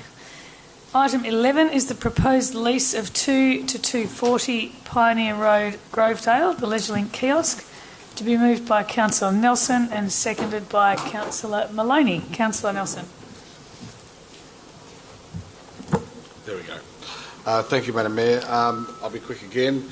This is a report to recommend Council give notice of the City's intention to declare a lease arrangement for the LeisureLink Cafe. That includes just the cafe itself and not the adjoining dining area, which is a common area for everyone to bring their own food rather than buying the food at the kiosk.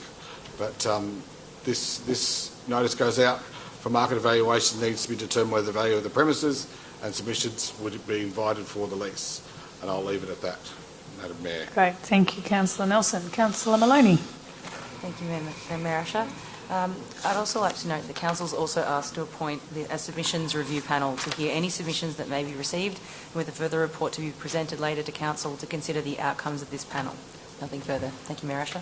Okay, thank you, Councillor Maloney. Any other comments on this one? Back to Councillor Nelson. Thank you, Madam Mayor. They'll be looking for a long lease because they'll have to do a major fit out at the kiosk because it was left vacant. Yep, okay, good point, thank you. Okay, all those in favour? Those against? Carried. Item 12 is the proposed power core lease substation site on 137 to 149 Mercer Street, Geelong, to be moved by Councillor Howard and seconded by Councillor Murray. Councillor Howard. Thank you, Madam Mayor. We're into the meat and potatoes of the agenda now. Yeah, so we are, aren't we? The three veg. Yeah, let's keep going. This agenda item recommends that Council authorises the City to enter into a 30-year lease with Powercore Australia to basically power the substation at 137 149 Mercer Street, Geelong, as indoor power. The Powercore substation is needed to provide adequate electricity supply to the new Civic Precinct building, which is currently under construction. So that's the basis of this agenda item tonight, and I'll leave it there. Okay, thank you. Councillor Murray. And it's for a term of 30 years. Nothing further. Boom, boom. Thank you, Councillor Murray. Back to Councillor Howard. Nothing further, thank you. Okay, we'll put this one to the vote. All those in favour? Those against? Carried. Item 13 is the proposed sale of 2 Bailey Street, Geelong, to be moved by Councillor Murray and seconded by Councillor Howard. Thank you. Thank you, Madam Mayor. This is to seek Council approval to initiate the statutory process for the proposed sale of 2 Bailey Street, Geelong. The City purchased the property to ensure any future development of the site does not compromise the Council's investment in the new Civic Precinct. The property includes 4 residential units which are currently tenanted.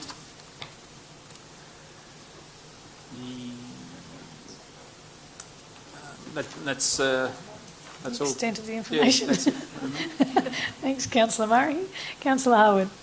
Thank you, Madam Mayor. This is, as I touched on earlier, about surplus assets that Council no longer require. Hopefully we'll make a few shekels on this and I'll go into reducing our debt. Absolutely. Thank you. Any other comments on this one?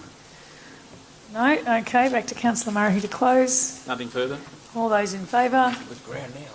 Those against? Carried. Item 14, more sales. The proposed sale or lease of 151 Mercer Street, Geelong Civic Precinct, to be moved once again by Councillor Murray, seconded by Councillor Howard. Councillor Murray.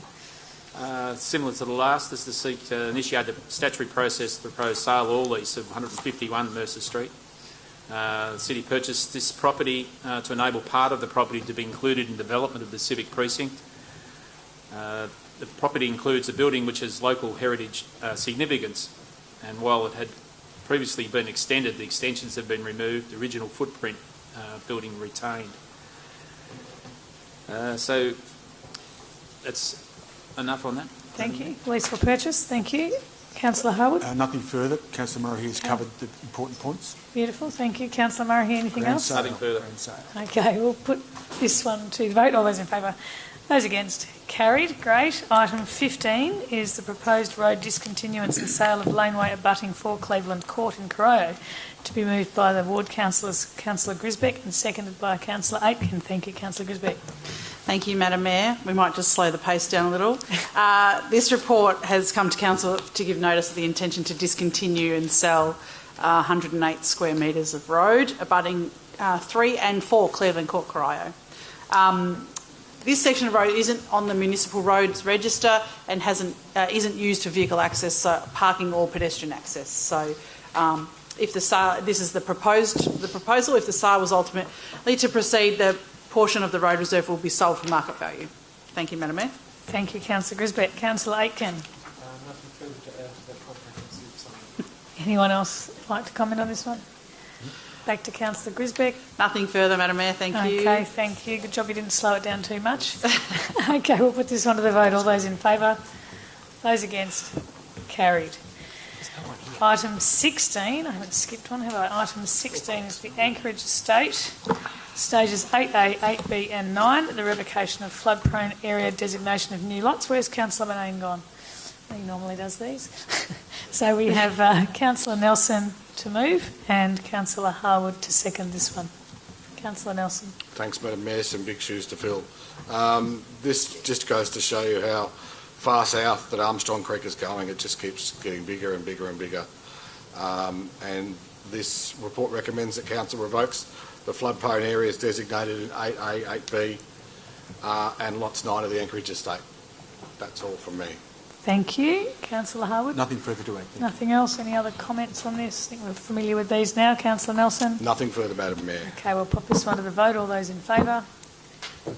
Those against? Carried. Item 17 is Warralilly Grange, Stage 21, the revocation of flood-prone area designation of new lots, to be moved by Councillor Maloney, seconded by Councillor Harwood. Councillor Maloney. Thank you, Mayor Asher. As I mentioned before, my passion for drains is the reason why I'm speaking on this. Today, the report recommends that Council revoke the flood-prone designation on Stage 21 lots at Warralilly Grange, fronting 110A Boundary Road, Mount Dunedin. It's an exciting project that follows internal drainage, earthworks and road construction, and lots of exciting things for me to look at, but it's mainly for, ensuring that there's no one in 100-year floods occurring in this area, which is quite flat. I'll refer to Councillor Nelson to follow up. Great, thanks, Councillor Maloney. Councillor Harwood. I have nothing further to add. Thank Nothing you. else? Any other comments? Well done for a first revocation too. Yeah, nice. Back to you to close, Councillor Maloney. The current designated flood mapping area was designed by Council in December 2006, so it's exciting to see. Thank you very much. Great, thank you. Well done. Put this one to the vote. All those in favour? Those against? Carried. Okay. Item 18 is a contractual matter which is confidential for the Geelong Arena. So I need a mover, Councillor Aitken, and a seconder, Councillor Grisbeck, to consider this matter in confidential. I just looked at you, put your hands up. So all... Confidential vote. It's confidential. More further confidential. Okay, we'll just vote on moving this into confidential. All those in favour? Those against? Carried. Don't look at the screen. Harrison would say. Item 19 is the Audit and Risk Committee Summary Report. Can I have a mover and seconder to move it into confidential? Moved Councillor Grisbeck, seconded Councillor Aitken. All those in favour? Those against? Carried. Audit and Risk Committee Activity Report, which is item 20 from the 1st of September 2020 to the 3rd of March 2021. Move it and seconded to move into confidential for that one as well. Moved Councillor Sullivan, seconded Councillor Mason. Thank you. All those in favour? Those against? Carried. And item 21 is the Local Government Renewable Energy Power Purchase Agreement, which also needs to be heard in confidential, to be moved by Councillor Mason, seconded by Councillor Mansfield. Thank you. All those in favour? Those against? Carried. What, into... But they're just confidential, so they wouldn't go up on the screen anyway, right? So section C, we are now into record of informal meetings of councillors. I would like a mover and seconder for the record of informal meeting of councillors to be moved by Councillor Quintel, seconded by Councillor Sullivan. Thank you. All those in favour? Councillor Nelson. Those against? Carried. Section D is planning delegations. May I have a mover and seconder for planning delegations? Moved Councillor Harwood, seconded Councillor Grisbeck. All those in favour? Those against? Carried. Now we have to consider the rest of the agenda items in confidential, so we will thank all of the gallery members who have now exited. They were very enthusiastic and we're very grateful for their participation, and I hope everybody tuned in enjoyed the first off-site council meeting for 2021. We look forward to visiting the rest of the wards throughout the year. So may I please have, go to section E confidential, and move it and second it to close the meeting to the public to consider the confidential items in today's agenda. Moved Councillor Sullivan, seconded Councillor Quintel. Thank you. All those in favour? Those against? Carried.